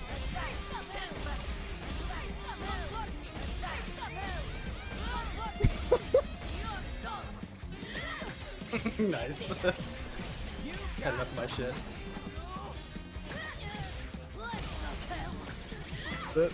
Oh. Yeah. I don't know how to get her portal stuff going on yet, but she seems like there's some It's cool hard. things you can do. It take a long time to set up. Mm-hmm. Oh yeah, fun, for the though. portal, teleport, shoot stuff through them. Jump throw? Nope. Okay. Yo, the uncross up.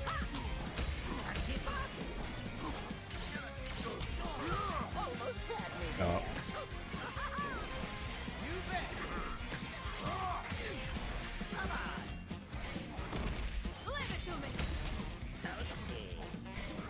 Oh my god, he's flying.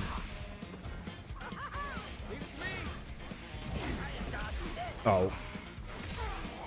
right. Yeah, true.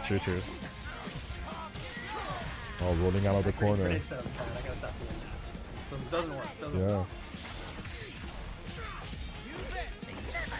Yeah. Invincible. Always. If there's a gap, there's a gap. Here's the gap.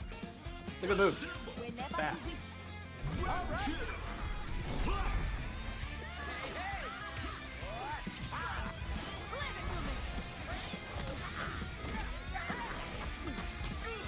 Oh.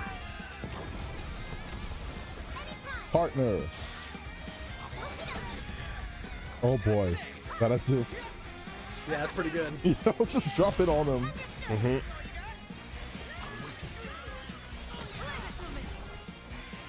Go boy. Oh. Overhead. All right.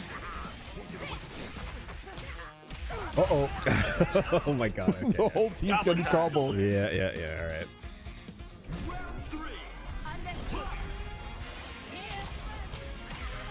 Yeah.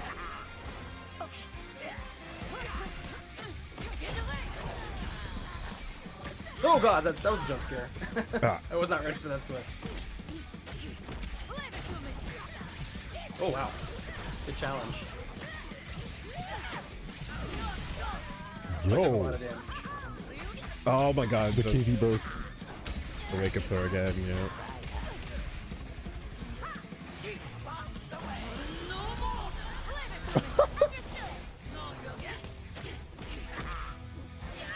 Okay. Oh yeah. What does that do? Give me my Magneto.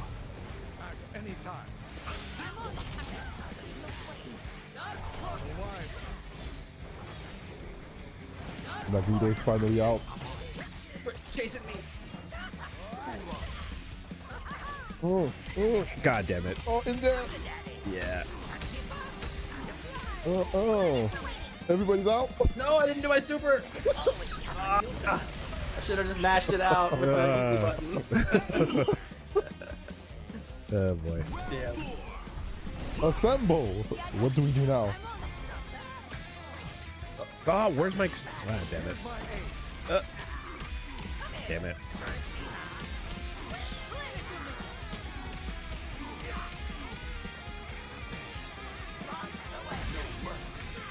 Oh.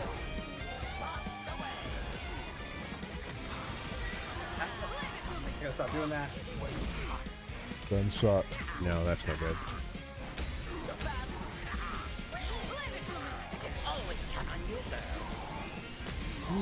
Okay. It's a good 33% damage.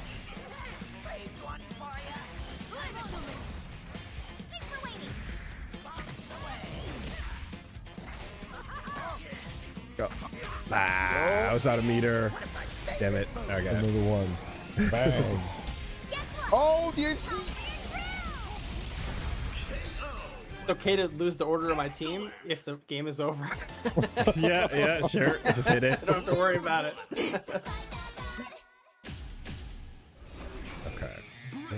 Do a meterless version.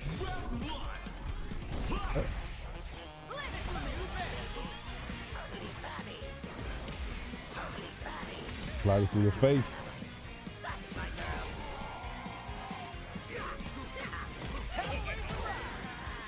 Respect. Oh, here comes Star-Lord.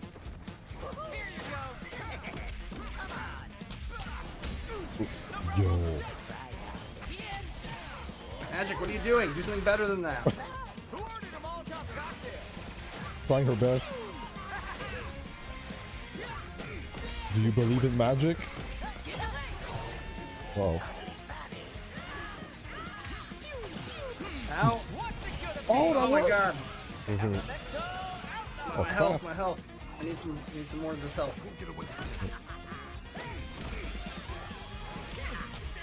Oh, the cross up. Oh, Nice fairy. you can kill with that? I'm not sure. Oh.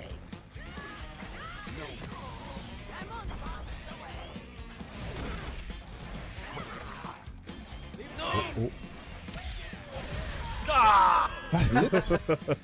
What is a Oh, hitbox? where's that come back? I mean, it's just a little in front of him. It wasn't that crazy. That was a cross-up. Oh boy. All right. Yeehaw.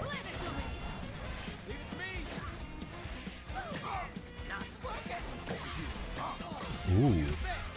Trying to get under that, but it auto aims. I don't have those. Mm.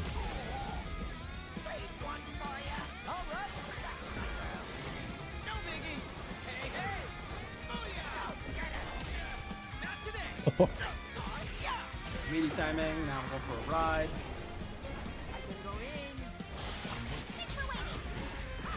Oh no. The meaties are hard. Yeah, it's weird. I keep whiffing throws and whiffing meaties aggressively a lot. Oh my god. Uh-oh. Also, like anti-airing and DPs are kind of just also very weird. I eat shit going for them a lot.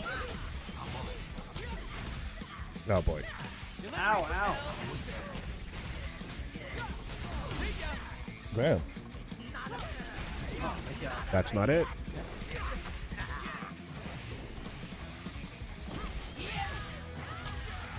Oh yeah? Oh. Something was invincible, but I'm not sure what happened. Yeah, it didn't trigger the counter. Yeah.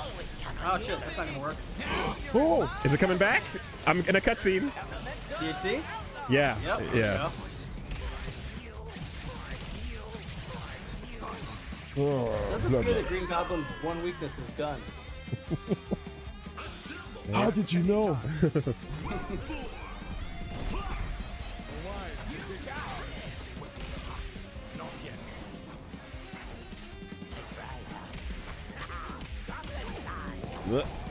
Goblin time. All right, the zone.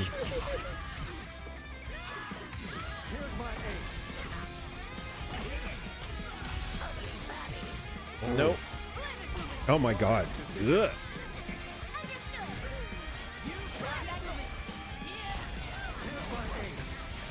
There's so much stuff on the screen. There's so much on the screen. There is. Funny. Oh, that keeps happening. It's crazy. Gotta be ready for that too. No, he's gone.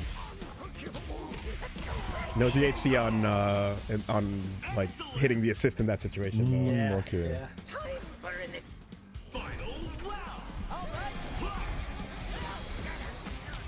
This sucks.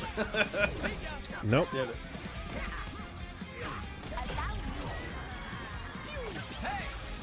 Oh boy. Feel like a friend.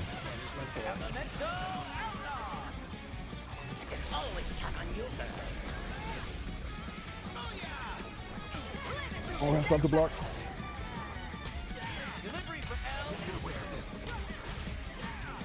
Trouble.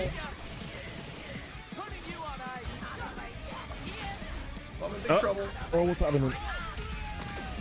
I don't want the screen break. I don't want this. That was not a throw.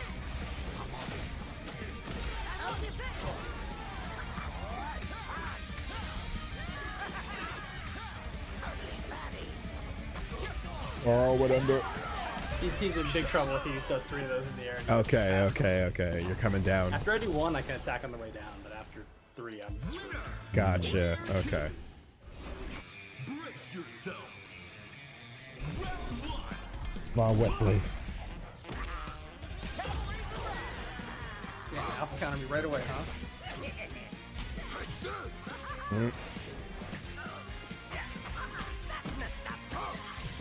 Yeah, damn it. Okay. Ah! Oh my god! Okay. I'm trying to up back and I can't. Those are all meaty. Okay, that bread. I didn't realize. Shit, that was a metered bread and butter I was going for before. Okay, I see it. No. Like this. Get my Magneto. I am ready.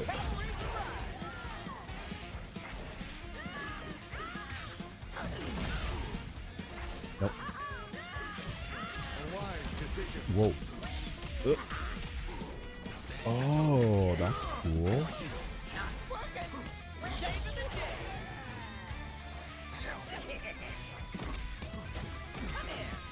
Two H's are two H's, right? Yeah, they are. Yes. They are, okay.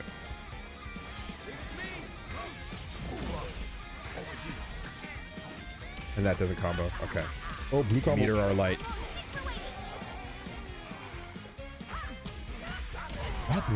That no, I was going. It was I refilled instead of countering. Okay.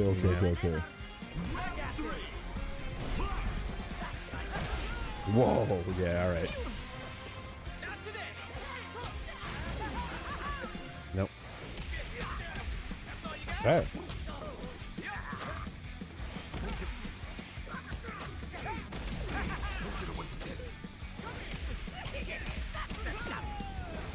Hey.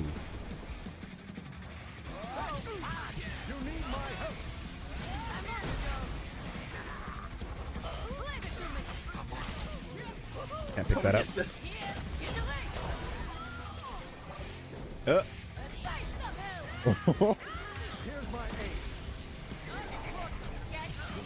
Hello. You used to be up there, and now you're down here. I Nope. don't like that. I love wall breaks. I love them. No gap. Okay. Okay.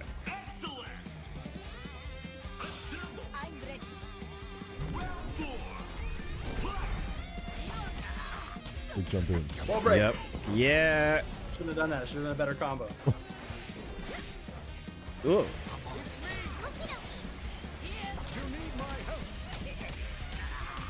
And a pickup. Oh boy. I'm afraid to swing. Swing first.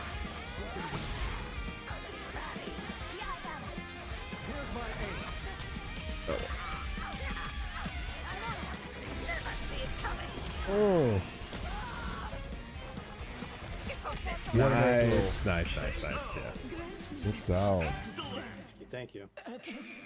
Yeah, the amount of invul when you wake up is super weird.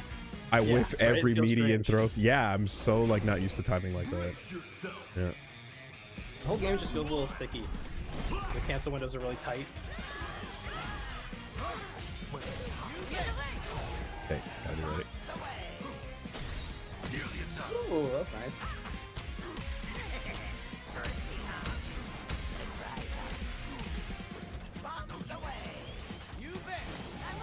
That's not going away yet. Yeah, okay. And that's bad. All right. That shit's around for a while. Yeah, okay, I see. Wow. You can convert off of that? That's crazy. Pretty cool. Look at him flying around.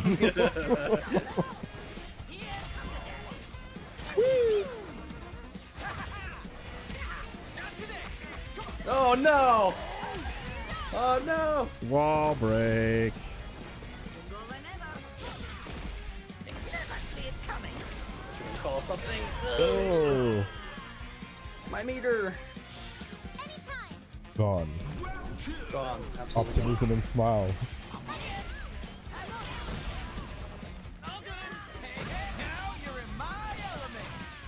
Just a batarang go right through you. This game's bullshit. It's not realistic at all.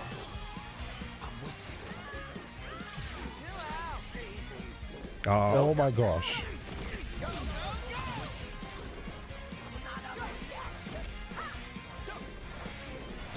Oh. One day I'll counter that. Nice. Thank you. Blue combo. Yep. You'll pick that. Too shy.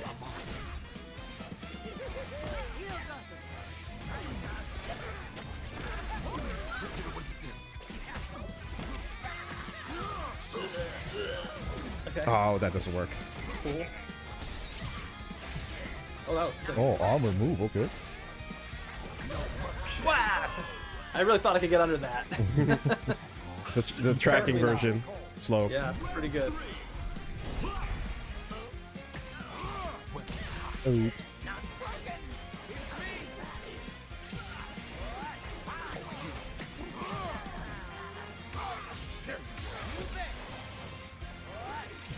It's a really good move. Whoa! Oh, the assist.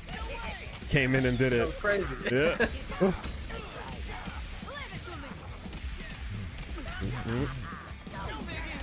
Oh. Oh, that was sneaky. Okay.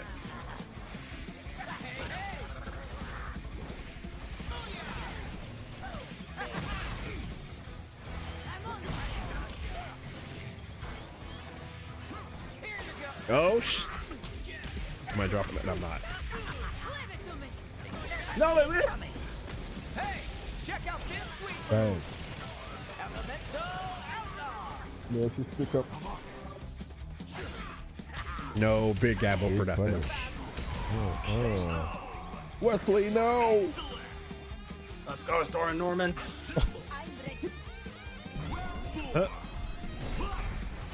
Yeah, I know. We keep trying to make it happen.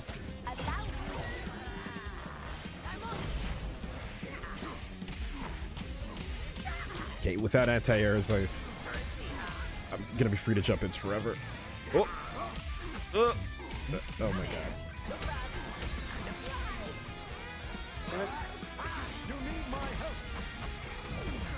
Wow, out of the startup. Oh my god. Okay. Yeah, tech chase. Yeah. Inside. Oh. Oh. The pose on Norman when he does that. Yeah, So yeah. fucking cool. Time for an explosive climax. I hope you survive this so you'll vote for Osborne. Listen, he just wants to have an explosive climax. It's no big deal.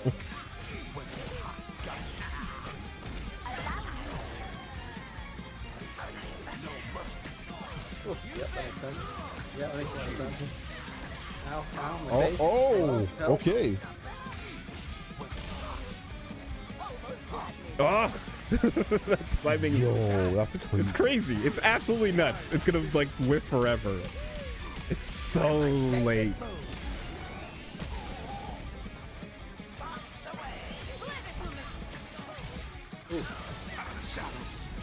Did you auto combo me? I sure did.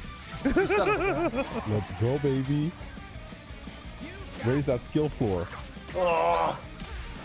Oh.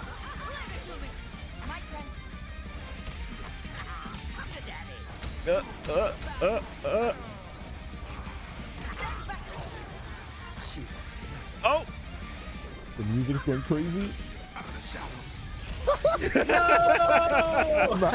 whipped the light. Yeah. Buttons are stubby. Light buttons are super stubby in this game too. Yeah. Winner, player 2. At least you didn't run. Brace yourself. Round 1. Fight. Oh, that's gonna hurt. Oh, Yeah, yeah, okay. Faster buttons there.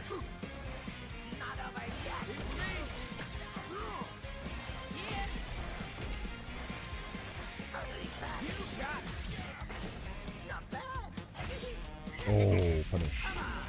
Assists, yeah. No assist game.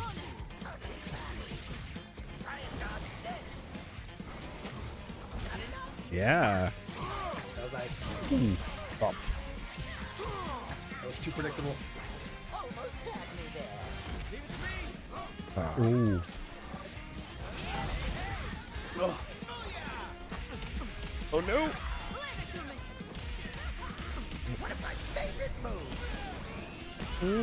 I lived. almost.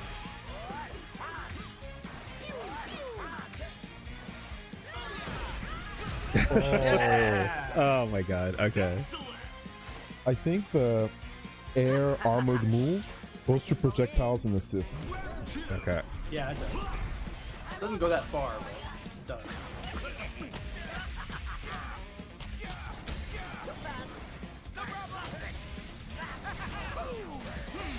Oh, what a snipe.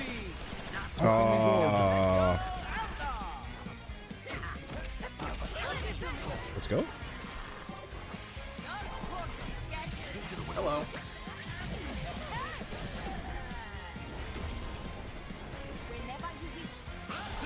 Panther's red. Yeah. Yeah, fine. That's deserved. That's fine.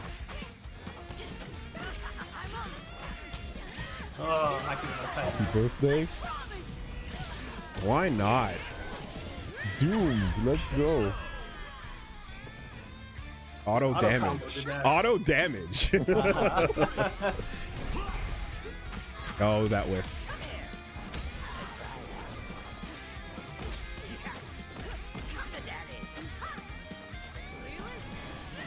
Whoa.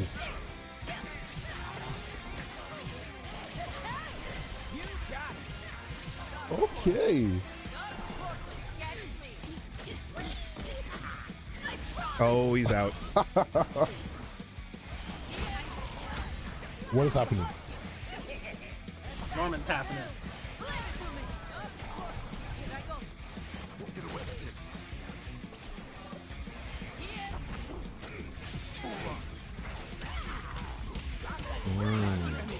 What's the reload? Splatted. Oh, yeah, good chase. We reached the edge of the stage.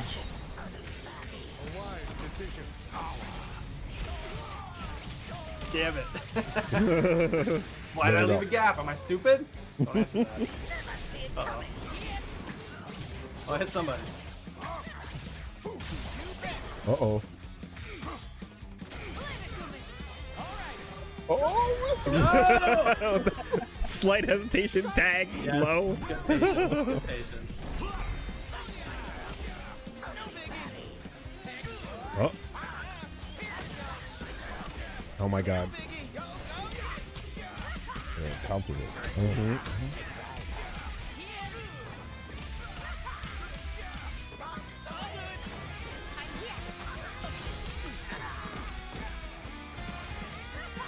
Oh no.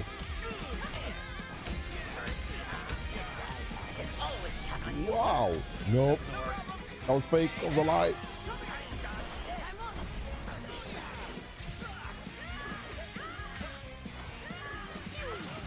Sniped. Oh, but Oh, god damn it.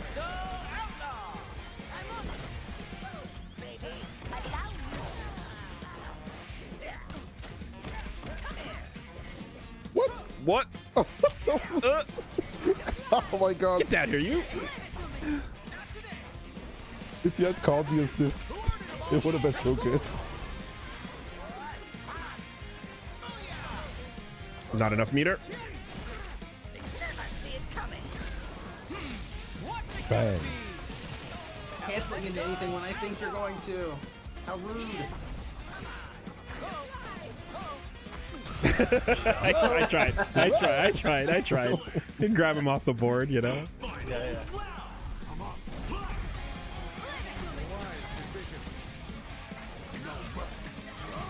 Nope, can't get under that shit, man. If I can get behind him, maybe. Oh, he beat the armor. Oh, the mix.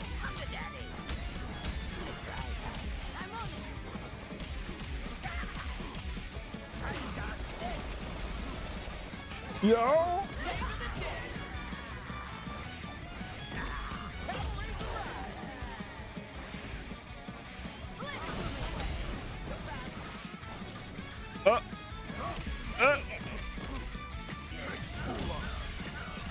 My fucking glider's on cooldown. Goddamn choke. Glider available. Oh no. Oh, gotcha. I win. Yeah, I dropped that super combo. All right. Really thought So the glider match. cooldown is like how? Yeah. easier than I am. How long is that? If I burn the glider out, I have to wait a very long time. So I'm like encouraged never to let that happen. Okay. Okay. It's really okay. hard to manage because sometimes I'm on the glider and I didn't even mean to be.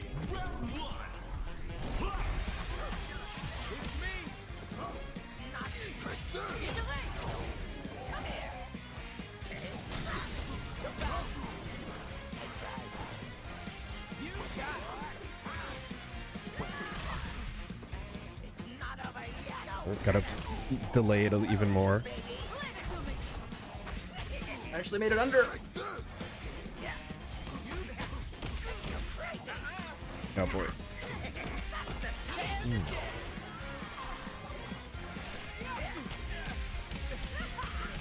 Always count on you, girl.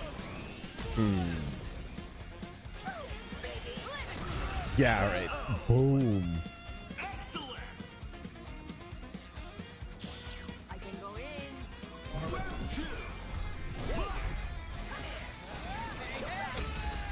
Whoa! What an avoidance. Oh.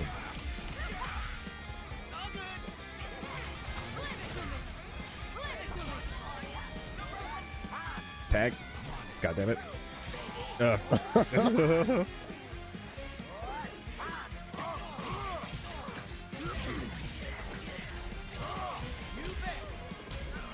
Wow. No. Great. No. Going down, down. Up too high. In an earlier round. I'm ready. Okay. Panther's here. Allow me.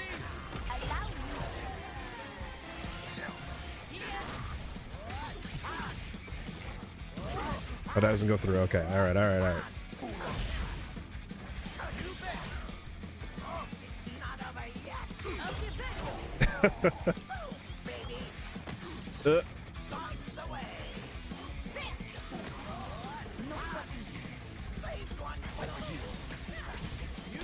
You get over here. Kunai. Out of the corner, big throw. Should have thrown me into the corner though. Oh. Nope. That was bad.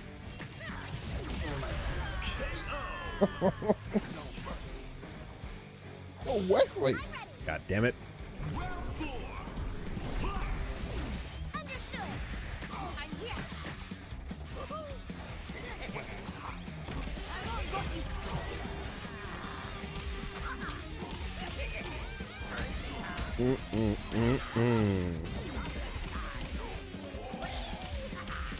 Still going. Yeah, still going. Oh, buddy pop. Flip that. That's punishable too. One less thing.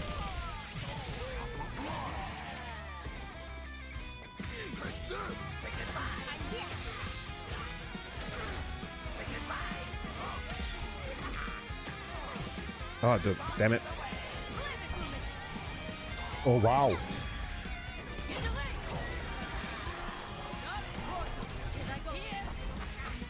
Wow.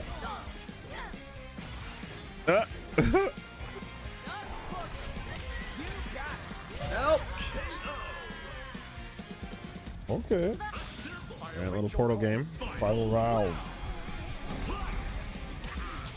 That was a DP that whiffed.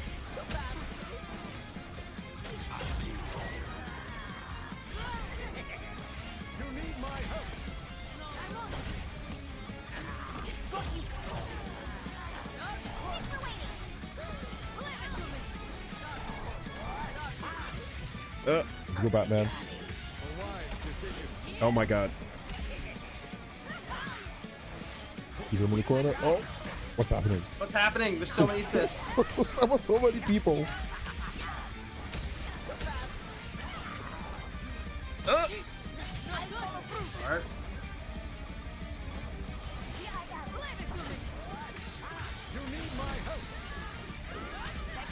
No! Uh-oh. Cleared him. Oh no, I might die, right? Oh No way. no. Gotta watch an MCU length movie to find out. Phase 7 or whatever. The new Marvel phase. Wakanda Oh, fine. forever. No, there we go. Oh.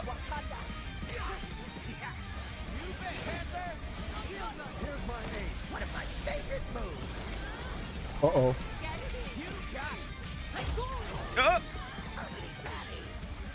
Oh, Yes! yeah, right. The tricky boomerangs. Yeah. That one. Woo, it's close. Keep me on my toes here. Yeah. All right, let's take it to 10 and switch. Oh, sure. Sure. Brace yourself. You're pretty good at this fighting game thing, Woolie. They're not bad, Keats. Yeah.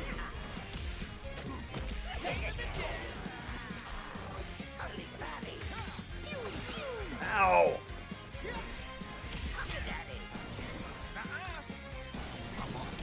Oh boy.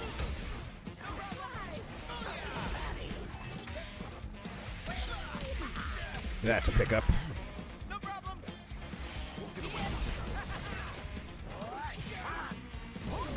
Oh, he doesn't even get through. Okay, all right. Yeah, no way. No. Not beating that neutral just like that. I can go in.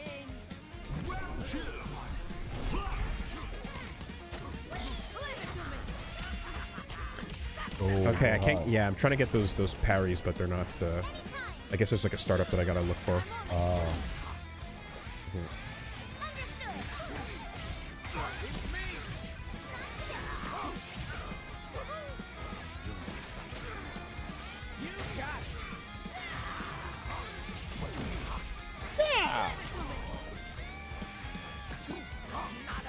Ah, flip outs. Magneto. Like you don't want to mash there, but bad call. Give me more wall breaks. He's going all the way. Never mind. Stop at the 5-yard line. Going through. Oh, not the whole way. Not the whole way. Hadouken. Not quite bionic. Mm-mm. I'm ready. Round 3. Big normal. And then I choke. Stop. I just want to press up back. You have to leave me. Oh, almost had it. Almost had it. We out. We in. Oh, nice.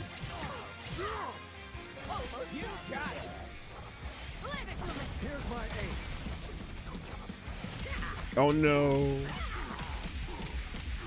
I'm on it. Always count on you, girl. Okay.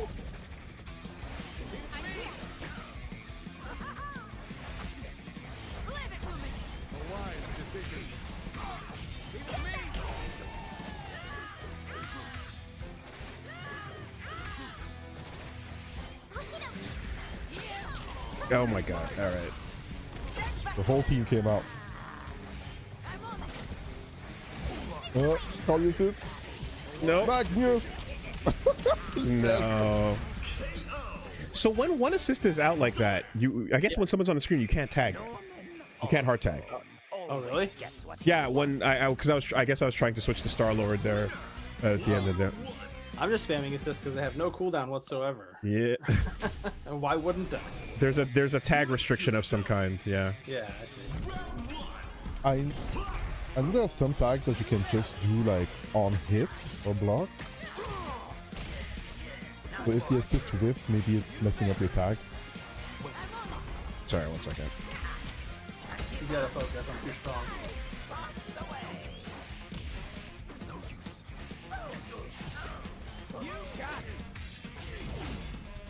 Assist? No. All right. Leave it to me. That's probably it. That was sick. No. God damn it. No. Went for a grab. Grab this. Oh. Choke on these nuts, huh? Poke on. Leave it to me. Oh, the counter worked.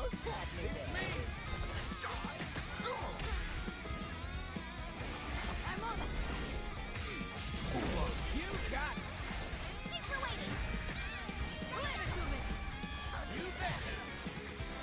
to me. Oh no!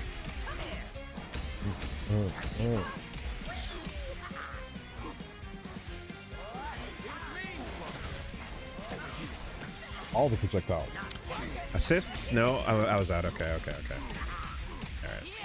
One of my favorite moves.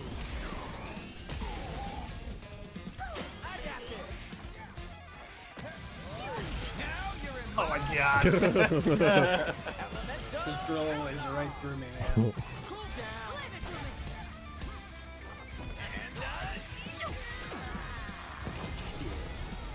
I'm ready to go. One of my favorite moves. Trying to catch you Back sleeping at and you. doing some sort of full speed gun. Yeah.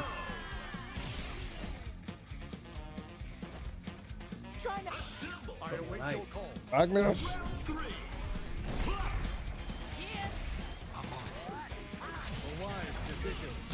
Oh, it still Can't believe picks. that worked. Yeah, that's crazy. That's crazy that picks up like that. I saw. Yeah, all right. Fear mutant kind.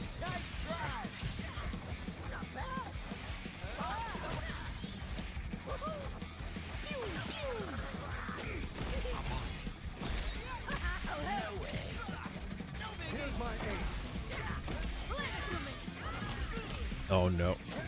Get in there. I'm on it.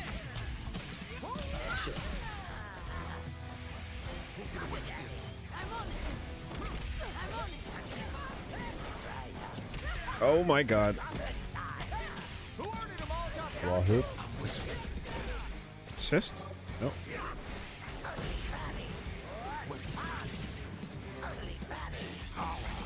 No! Got the range. Okay. Yeah, you sure do.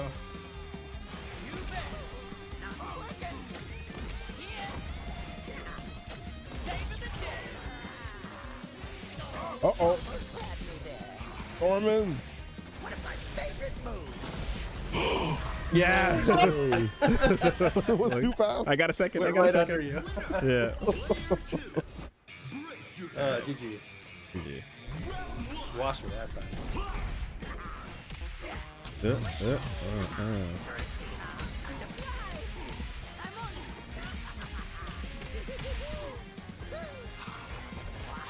Man, I can't meet him. So hard to do. Yeah, even getting a meaty strike after seems tricky.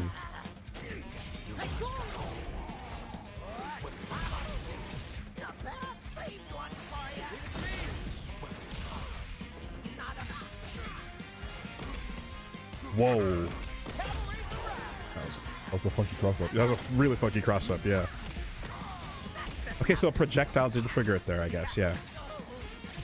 Oh, what the? Should 2H that. Hey, I'm trying not to not double tap and get the extension, you know, but it's just. Nice. Oh. Oh no! Oh, Birthday. that hurt.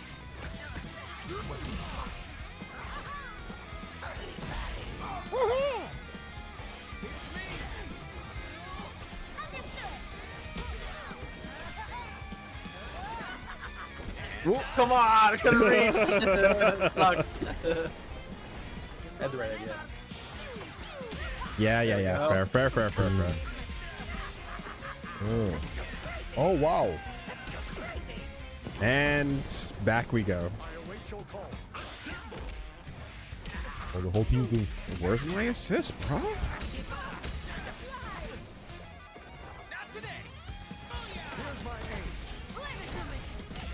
Oh, why'd I crouch? And throw, nice, yeah.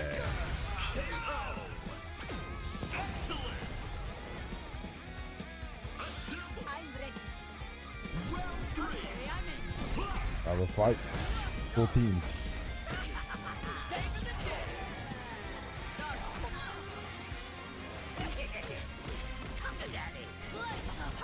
Yo! Whoa. Stop that. Do it. Someday I'm gonna be able to control that deliberately. It's gonna be very scary. But for now, I cannot. Yeah, once you start calling assists while flying like that, it's gonna be insane. Speaking of movies, Damn. Throw.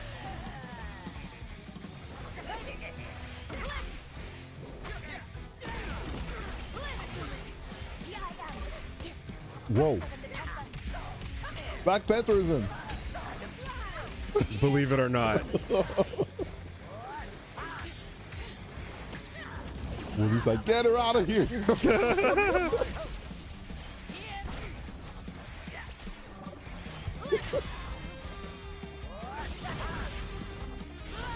Oh yeah, right over it. Whoa. Oh. Random should go? Yeah, all right. In your face. Yes, random bullshit go.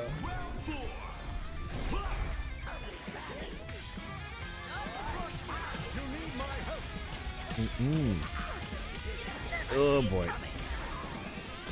You're fine. I didn't do that much damage. Yeah, that stagger blows up that stagger blows up that mechanic quite well.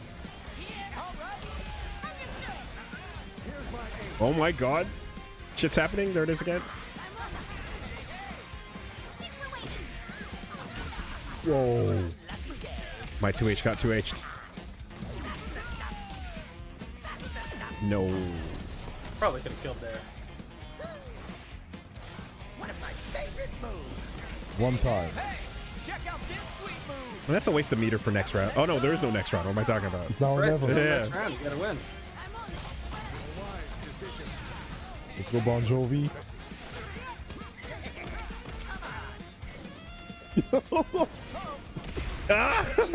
You're not catching him. Yeah. You know what? I feel like Spider-Man needs to come in to like track to them, handle him like in the air. Because Spider-Man's stalling air ability is nuts. Yeah. Okay. Zip. Yeah, he's up there. Well, that was a bad button. Start unlocking my team right away, I guess. Yeah, that makes sense. Running up and hitting buttons will do that.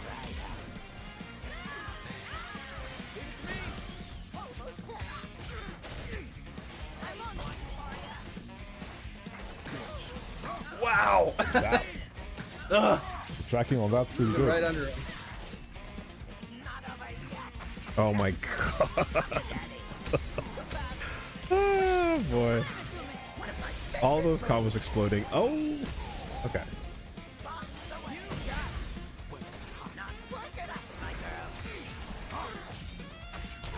No assists. Excellent. I can go in. Round 2. DP.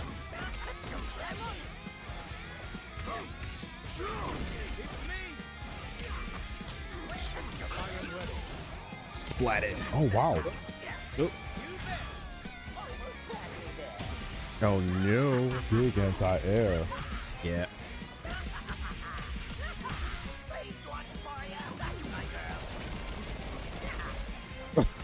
Wow.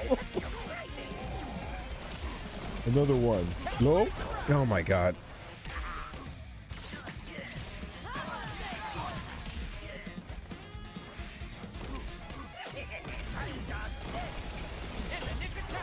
You don't like it? No, that didn't confirm anything. That was not him. That was his. Ship. Can you get in there for the punish? Yeah, Yes. absolutely. He shrugs the whole time. It's like insanely punishable. Gonna run up full screen. Goblin Yeah, fighting fast. for sure.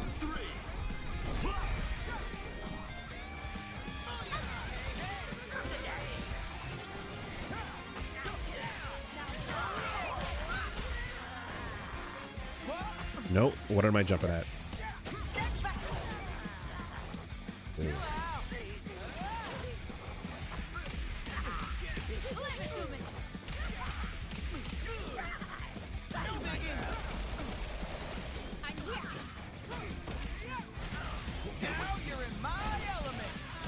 Oh, it still works. I'll take it.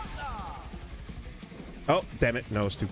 Oh, you can do There, something? yeah, you can absolutely do stuff. Wow. Yeah.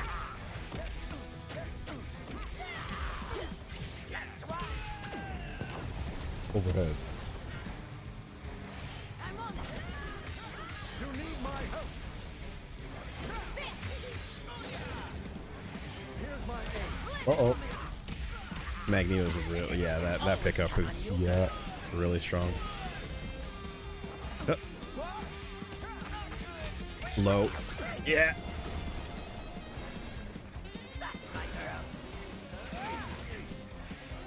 Is it coming back? What the fuck? No, if I block anything, it won't come back. Okay.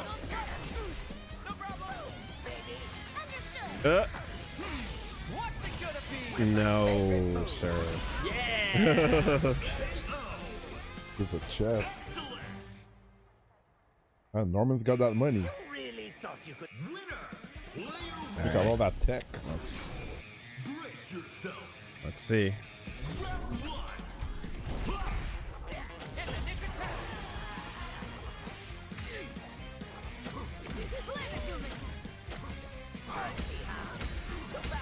That 2H is whiffing a few times. Yeah, I'm thinking when he's on the thing though, I'm thinking I can probably do it there.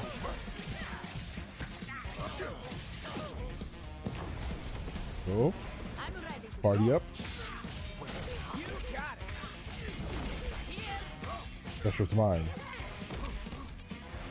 2H? Nope. All right. Fine. Oh, you got countered out of it. Oh, This good time, one. though. That was a good one.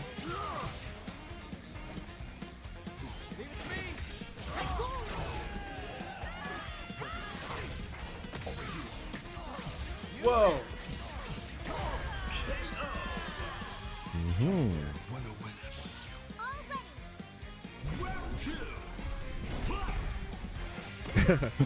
Cheeky.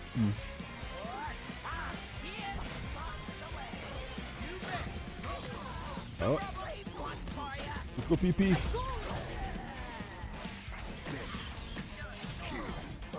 Don't do that. Okay, I gotta do a better thing. Ouch, big punish. I have no air-to-air conversion there. Let's see. Ooh.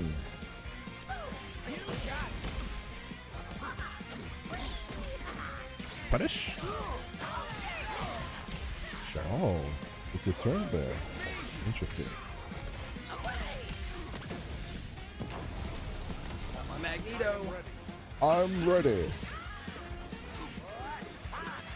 Oh my god. Be careful. Yeah. Wasn't ready for that tomorrow. Yeah, navigating around it is like super weird. Yeah. Tokon. That'll What a snipe.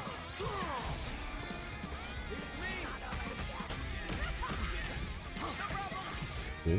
Fuck it. Yes, this is all great life.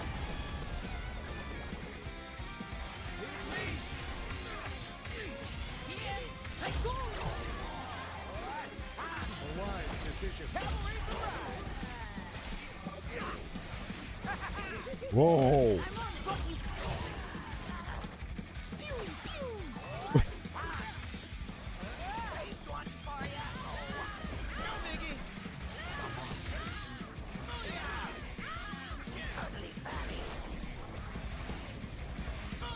When is the assist coming?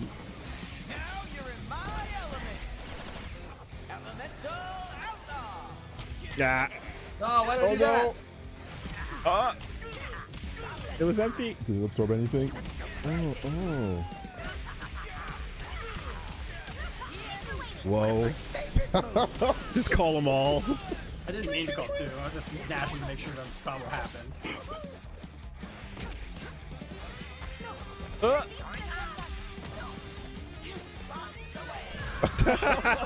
Okay. Get out of here, you. Bounce away.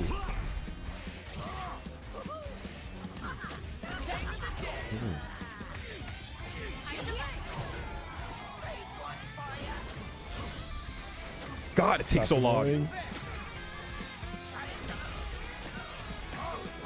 Oh, sick.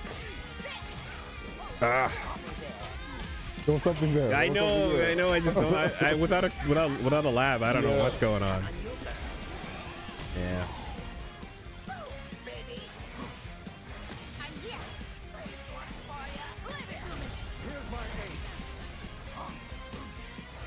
Oh God. You tried.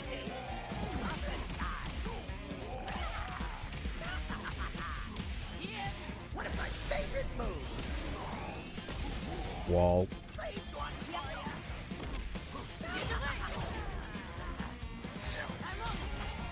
No, sir.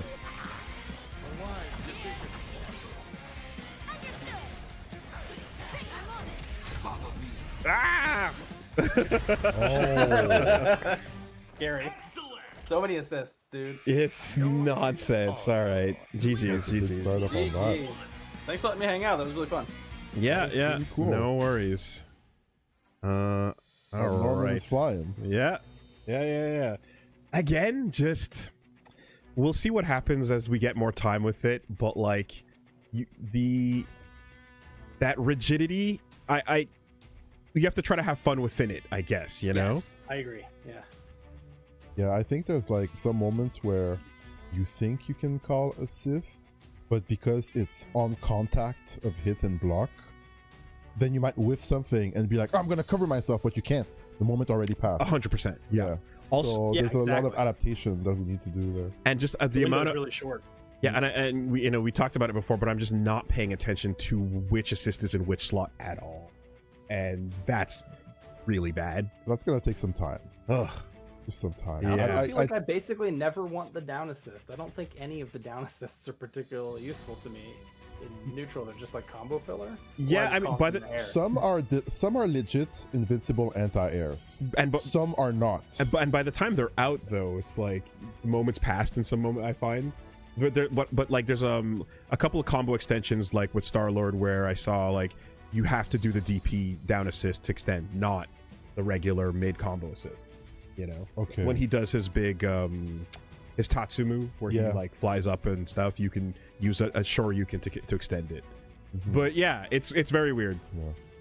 I definitely saw a chart somewhere where they were saying these anti-airs are invincible with the down assist. These ones are not. These ones are average, you know. Gotcha. So they have Okay. different I'd like to see that properties. chart. but- I need to fill that slot. Yeah. All right. Well, yo, thank you so much for hanging, Keits. My pleasure. Thanks for having me. It's always good to talk to you guys, and Mhm. hope you have a wonderful rest of the day. And hopefully, I'll see you around soon. Absolutely. And I'm looking forward to seeing what's your next project. That's what I'm waiting for so much. I can't wait. Yeah, give me time. The industry is in a rough spot, but I'm Yeah. trying to make something happen. Hey, we're waiting. We're Mhm. patiently waiting. We know it's going to be good. I appreciate you. All right. Take it easy. Have a good Bye, one. guys. There he goes. All right. Let me that call. Okay. Well, That was a pretty good sesh. yeah, not too bad. PC managed to not completely implode upon itself. Yes, that's pretty good. That's pretty good that we were able to do it. I was afraid. Some people were like, yeah, I can play offline, but online is a struggle. Some people are like, yeah, the anti-cheat is saying no. A lot of issues here and there for PC. And I think lobbies had issues on PlayStation for a bit at the beginning. Okay. Let's do a quick. Let's do a quick. Is yeah, we should wrap up in the next couple minutes. PSN went down too. It did. It did. PSN goes down. That's it. Game over. Versus. All right. You have to sign in. Oh wait, no, it's plugged into the PlayStation. Oh gosh, I was scared. Yeah, I was like, I was preparing for PS5. I hear the story mode is actually pretty good. I haven't looked at anything yet, but okay. I saw a couple comments referring to saying that the writing of the story was pretty fun. All right, whatever. Yeah, baby. Shrug. Decent motion comic stuff. Okay. all right, I'm on player one side on the left. Select the stage, make it cool. Select the battle music. You're P1 now. Ah, crap, that's how it works? That's how it works. Oh, that's a bit silly. Stick privilege. You want to hear something? Oh, there's a lot of songs in there. Just auto. Auto's fine. Auto? Ah, okay. Nowhere. Select your characters. And command list, player menu, button settings.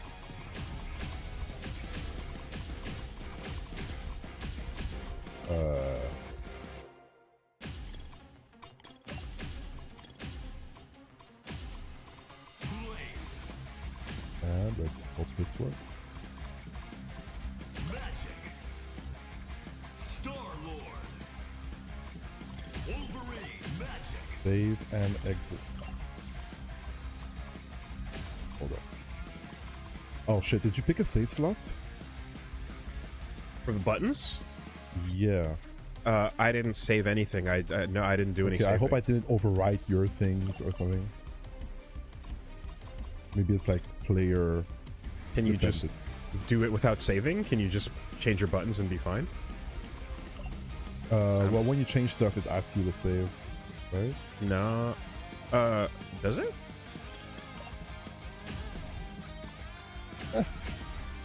Whatever. I think it's fine. It's fine, it's Just fine. don't save anything. Magneto. Doctor Doom. Uh, Wolverine. yeah. And yeah. And So you start with 0 meter when the round starts. Because I when I was like, oh, let me just Trying to do combos. find a little combo, and I found one, and then I was like, okay, cool. But I thought you started with meter. There's no level 1. Maximum. Yeah. I fight only to defend mutant kind. So to face me, you must be its enemy. Ha ha. Ha ha ha. Oh god, he's so cool. Enough. Say Man, shut up. Master Blade. Say goodbye to life. I'm a weeaboo now. Brace yourself. Round 1. Fight. You got it. Nothing can kill me. Withstand this. Ride all you cannot resist. That work? No? Okay. We'll figure it out. Oh my god, I nearly whiffed. It felt so bad.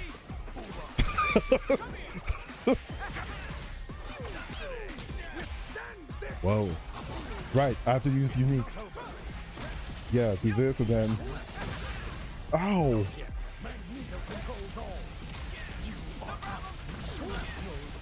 That's all you got? Let's go! Oh, I can't kill your assist. Yeah! Okay, never mind. Oh no! No, no, no! Oh god, oh god. No, no, no. Oh, it's punishable? Damn. Hopefully. Stop! Let me I don't even know what your moves are at all. I didn't even... I have no idea. What? Oh, I have a command through, it's true. Whoops. Oh god, what's happening? Oh god. Not yet. You got it. No. Here I go. Okay, fair. What do I do with this? Oh my god, it's getting shot. Leave this to me. Storm. Found you. Yeah. Can I do this? Yes, let's go.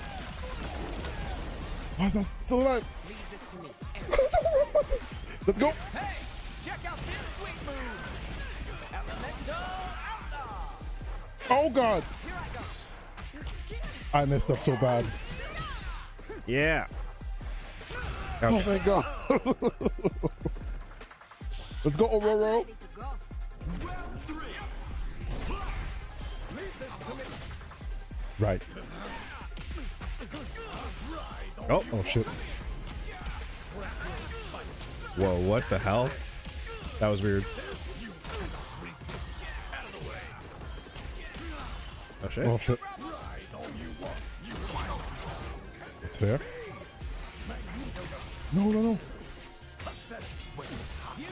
Okay, hold on. What's the button? This one.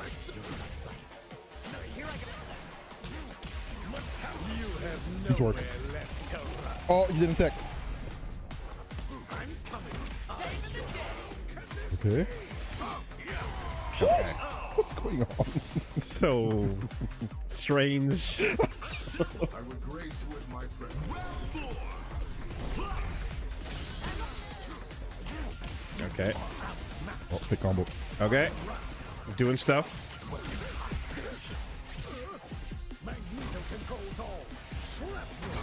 Please. What? What?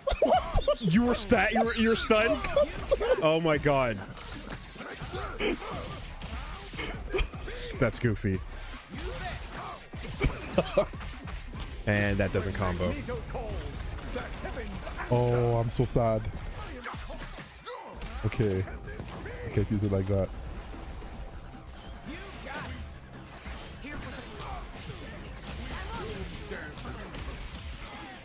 Oh yeah, that's fair. The super like It hit traded and then lost it didn't. visibility. You may call God.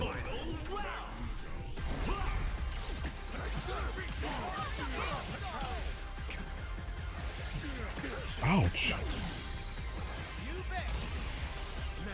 What the? Oh no. Oh, what can you do? okay. Yeah, I did it. Yes, my team is out. Let's go. And then. Oh, rats. All right, I have a weird dash. All right, get him out of here.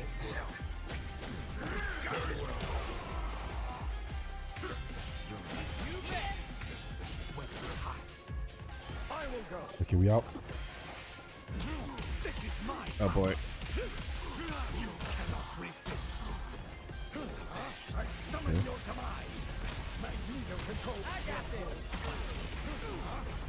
Get what? What? No! Star-Lord! Oh my god. What does Magneto even do? Like, what actually? I don't know, I put shit on the screen and then it buffs my specials. Brace yourself. I need to do more uniques, yeah. Okay. Ouch. Oh no. Go whenever. I'll defend.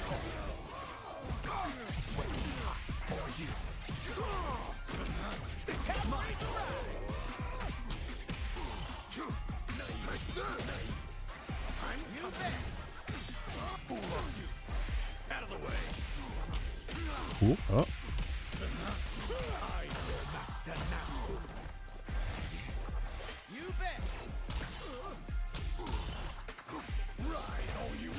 Oh, lucky!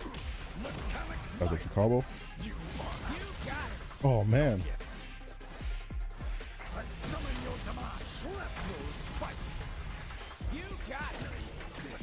No, no. That can get chipped. That's good.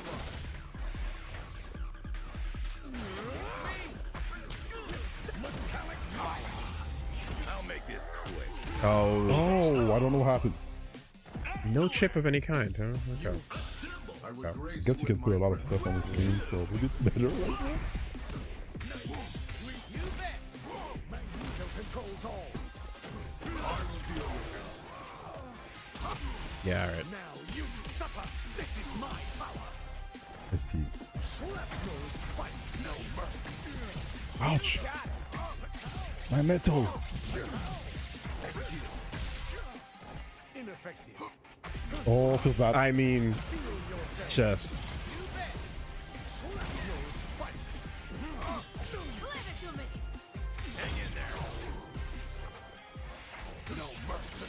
Oh, that was not my turn. Oh. Oh, look at you. I'm a vampire, asshole. No, I'm a samurai, asshole. Yeah.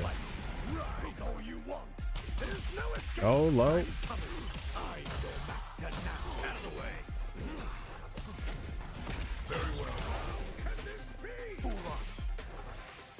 I fight for mutant kind. No, not like that. Not like that. Nah. No. Ah, I should have done the other move. This is mine. A simple error. Ouch. I will fight on. Magneto controls all. No way. I didn't take. Not my fault. You have nowhere left to run. Oh, I'm gonna need to get used to that. I guess I should use my 2M. for something else.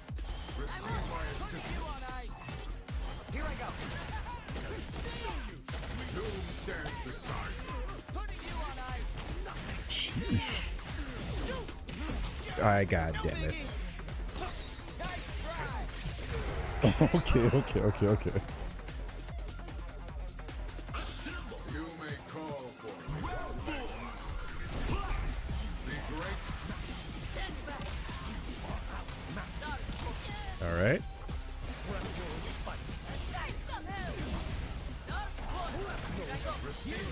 Damn.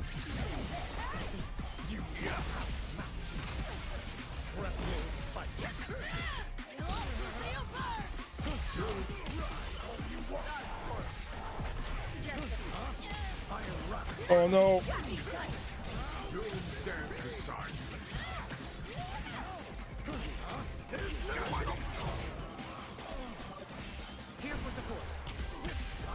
That doesn't work.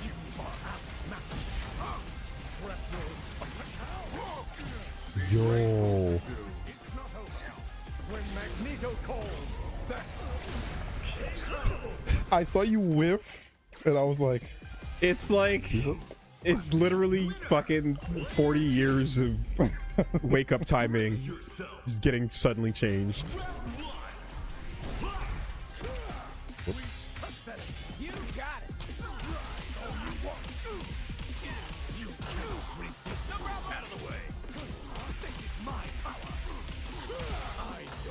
Oh no.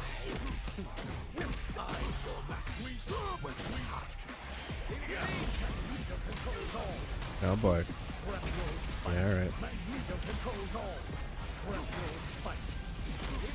I see. Ouch. Oh, back up. Okay, I see. Oh, you can zone. Okay, that unique is pretty good. I'm ready to go. just sticking it out there. Not yet. I summon your command. Ouch.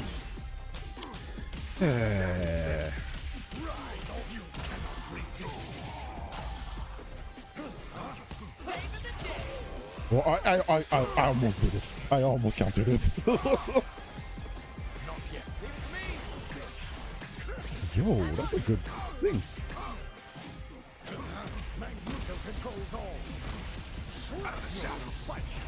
Nice. Whoa. I Freaking can go weebs. anytime.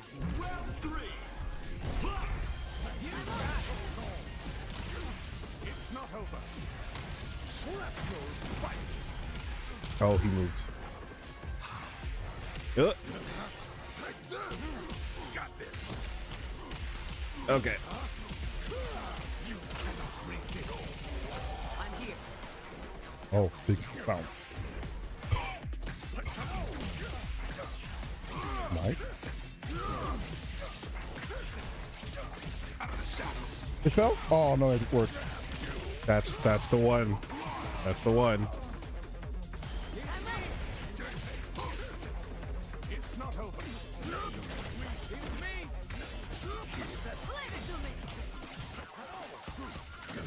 Magneto controls all. Out of the way.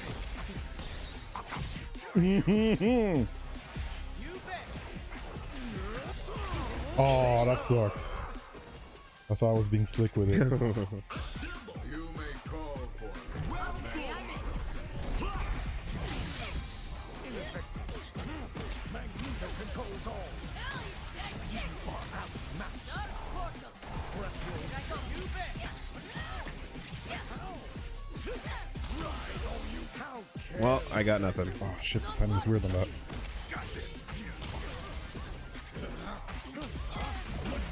I thought.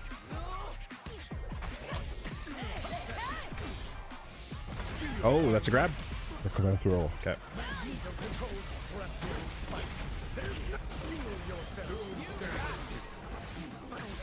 Oh no! How's it feel? Oh. No! Elemental Outlaw. Pursue them. Not today. That's fine, right? Feel the heat. What is that? Ugh. Let's go. It's like a cell thing, right? Close your eyes. It's not a grab, but it's like, yeah, explosion. Whoa. Yourself. Shrapnel spike. Ride all you want. Oh, for the command throw. I will fight on. No! No! At least he got one meter. Slow. Oh my god. Jesus. Dang. Leave it to me.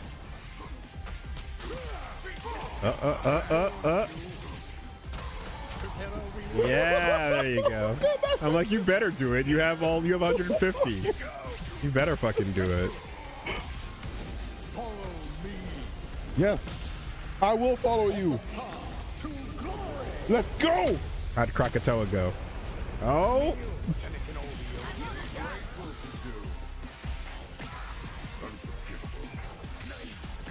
Hey! Oh man. All for naught. Okay.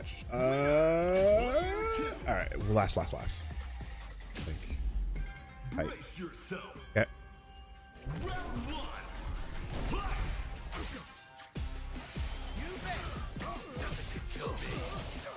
Most infected. You bet. I'm coming. Out of the way. Summon your demise. Shrapnel. I will fight on. Oh. You got Whoa. Excellent. Everybody got hit there. I can go any. Yeah, look at the happy birthday. You got it. I will fight on. Gotcha. What? I'm here. I will fight on. I got caught jumping. Yeah, you got a combo. I gotta have one. I'm getting gapped. You may call for it. Round three. Fight. You cannot resist. Out of the way. Magneto controls all.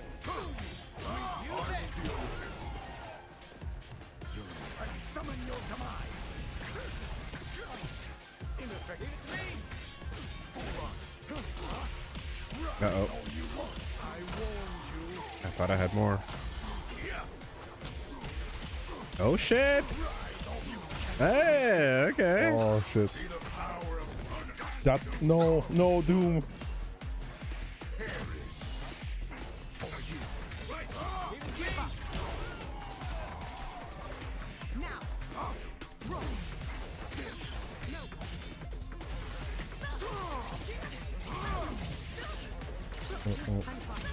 Oh fuck.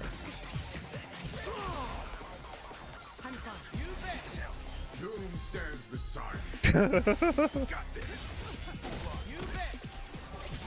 Oh, that sucks. The autocorrect. Yeah, it did. La la la la la la la la. La la la la la la. Brace yourself. Round 1.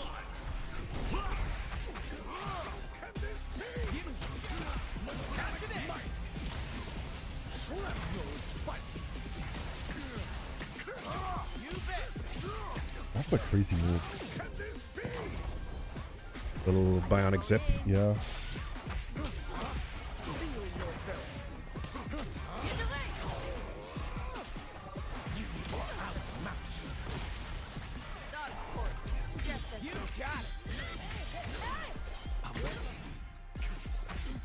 Uh-oh.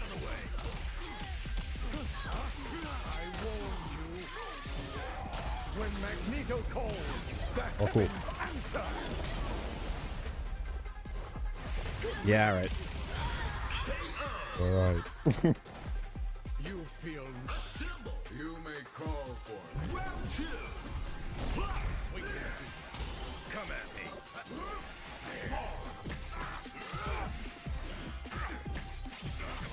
Oh boy. Here's my aim. Oh no, big happy birthday. Oh.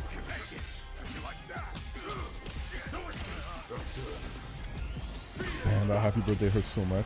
Now you're in my element. Elemental outlaw.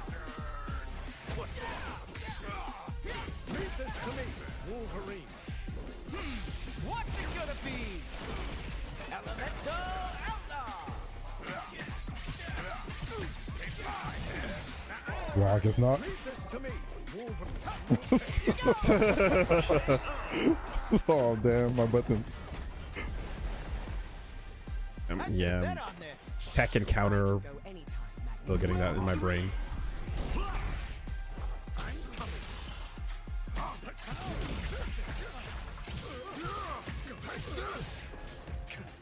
Be grateful to do. Leave it to me. No overhead nor mix though. Oh shit. Aha, okay. Oh, you did a light one for the thing. Okay. Team. For the wall break.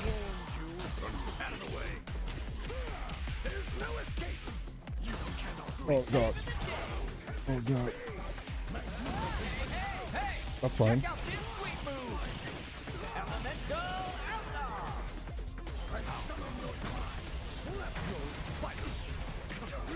Doom stands beside me. Yeah, big whiff. Big whiff. Big iframes. It's crazy. And the chase after the knock, the assist knock is so annoying too. The timing is like you're mashing and it's just, yeah, you have to use the macro. Otherwise it doesn't work. Doom stands beside me. Okay, well, You tried. I guess the spacing is not guaranteed.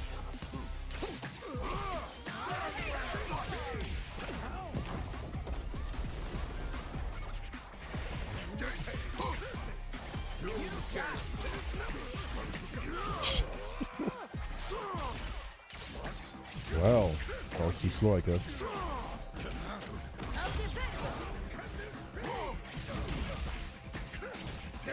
Damn. Spending some meter.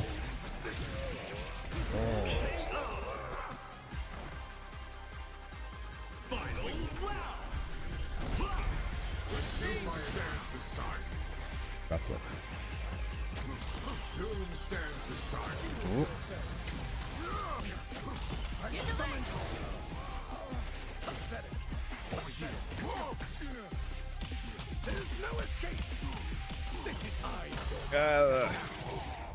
Spacing.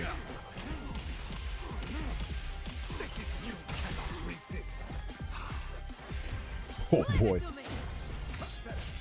Be grateful to do. Most impressive. So weird. See my assist. Get off. Got this. Doom stands beside our doom. Oh god, this is the worst. Whoa! I'm here.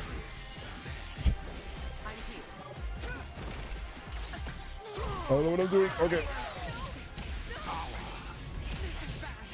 Oh, good lord.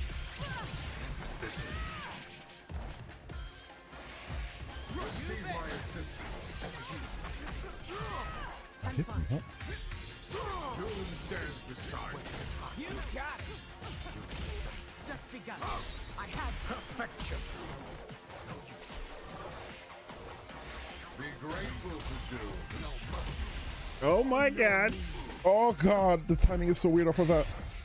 Whoa, nice mix. Oh no! Leave this to me. You didn't. I was just trying to live, man. All right, GG's, I was just GG's. trying to survive from mutant Kai. Admirable. All right, we got to get going. Indeed. All right, GG's, everybody. You should have knelt before me when you still had the chance. That's right. Yeah. Winner, player one. Beautiful. Right on. Okay. So is the game more fun now? Yes, objectively, it has improved. However, it is still restrictive in a way that I dislike. Tokon. But Do I you think that giving it time would help alleviate that feeling? maybe, but like there's just like that little like lag of the slow tumble stuff that you feel, and the way that it's kind of like bop bop, call the assist, bop bop, call the assist, bop bop, and I'm just like, yeah. After Azula,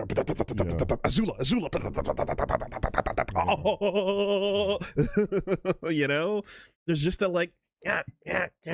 But it's hype. You're seeing Phoenix Cyclops, and that's super hype. And there's a lot of cool things with the story and the Fantastic Four. And who knows what the fuck they're gonna do? So I think it's just gonna be something where like, yeah, it's gonna be just.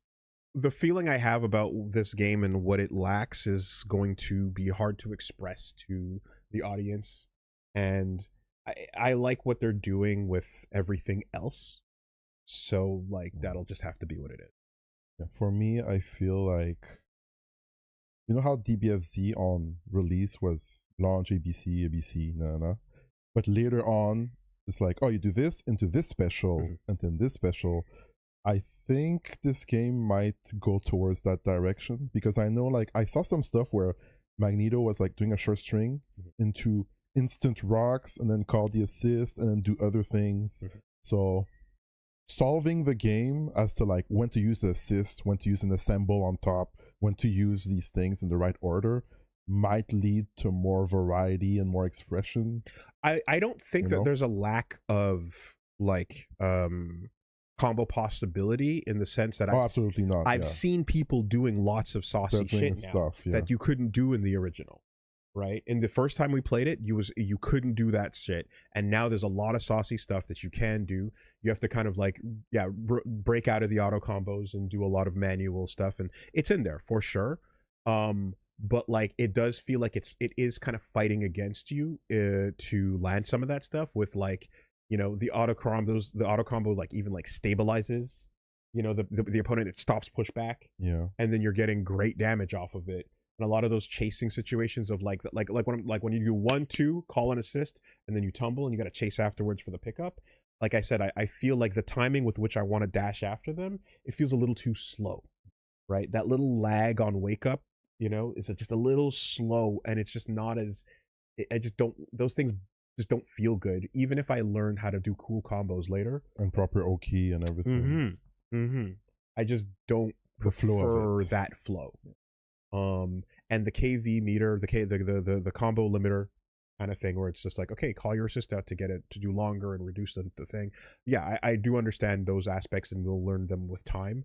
But what won't change with time is the speed, the flow, the pacing, the timing of some of that stuff. Definitely, just a little. It's just not super.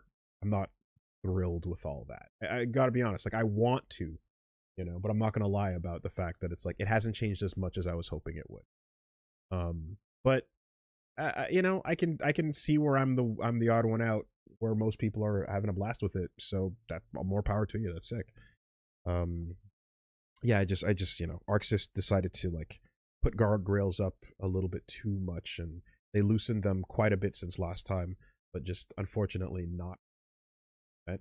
And like, if we were in a desert, this would be very different, because I'd be like, fuck it, I want to play regardless. I want to play Marvel characters and enjoy what's going on here. But like, I think both 2XKO and Avatar so much more loose and fun for me, that like there's two alive like examples of it that I just want to play more. Yep. Yeah, I feel So that. the weight of those two games existing adds to the tone that I have now, as opposed to a world where those games didn't exist. So, but yeah, the aesthetics are going to go a long way. The character picks are going to go a long way, and that'll definitely continue to be. You liking it more? Well, more than the last time we touched it, that's for sure. Are you enjoying it on a like satisfying fighting game level? The thing is, there are a lot of fighting games to play right now. The beta is here, so I was touching it. I touched it for like 45 minutes or so, and I'm optimistic that the feel might get better if we get a better grasp of the game. Maybe we're just like learning to walk like babies. Once we start like tagging and flowing and doing BB tag stuff or whatever, and the BFZ stuff, we start moving better. It might feel better, but at this point right now, I'm like, the game is not out. I'm not gonna miss it because I have other games to play right now. That's how I feel. Yeah, I guess the question but is I'm just... optimistic. I think it might lead to something good. Yeah, I also want to see characters that are really different in their play styles, and they kind of have them in a way where they're different in a standardized way, but a bit Dragon Ball-ish. They kind of made them like so that they're not you're not super lost playing as any other particular. But like, yeah, there's just, I noticed with everybody, in the same way that you can do light, medium, heavy, launch, light, medium, heavy in Marvel. In this game, you can do like 1, 2. You can do medium, heavy, Hadoken, assist, dash forward, medium, heavy, Hadoken, assist, dash forward. Then like 1 medium, heavy. There's a couple of things that are just sort of like, it's essentially like 2 moves and a special, call an assist. 2 moves and a special, call an assist. Then you get 1 or 2 more moves, and then cut to a super right away. But yeah, not many command normals creates lack of variety, right? Not many characters with overheads that are in that sort of these little exchanges. The buttons are you don't have a ton of buttons to pick from in neutral, but you have a ton of assists. Anyway, we can talk for a while, but obviously time is gonna clarify. How's it going, XCOM? Please, Dad. I'm praying for Spider-Gwen so we can hear the Green Goblin's taunts. Yeah, you're gonna get a Spider-Gwen. For sure, you're getting Spider-Gwen. Don't call me Steve. What's good, gamers? How you doing? Yo. Rando Chris, I can break these cuffs. Geo the game, Tokon some Marvel. And cool MYC, how you doing? Hey, Willie and Reggie, just got curious what kind of controllers you two are using for fighting games nowadays. I own so many different fighting game controllers at this point that I'm not sure which direction to proceed for my long-term comfort. Right now, I love the DualSense. Personally, I think it's really good. The PS5 controller is fantastic. Scratches all the itches and feels good to use. But that's my choice right now. Arcade stick wise, you've got your Kanba. Yeah, but I don't know. There's probably other things better than Kanba now. At this point, tricks probably. Or whatever. At this point, probably. Yeah. All right. Jeff Geofreed, how you doing? Had a blast playing as Spider-Man in this game. Thanks for getting into fighting games, Wolves, yeah, no problem. Enjoy. And good time with it, y'all.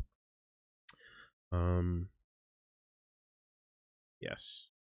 No, I've been not looking at Avatar, considering this is a time limited, thing, and Avatar is out, so we can chill. But like, I've seen some cool shit. And I was like, oh, word. Yeah. So I'm peeking in on what people are up. What's going on? All right, check us out on YouTube. The name of the channel is WoolieVersus. The last episode of Final Fantasy XIV with Pat Stares At is out. Joe Guns is tired of the Naruto swing defense.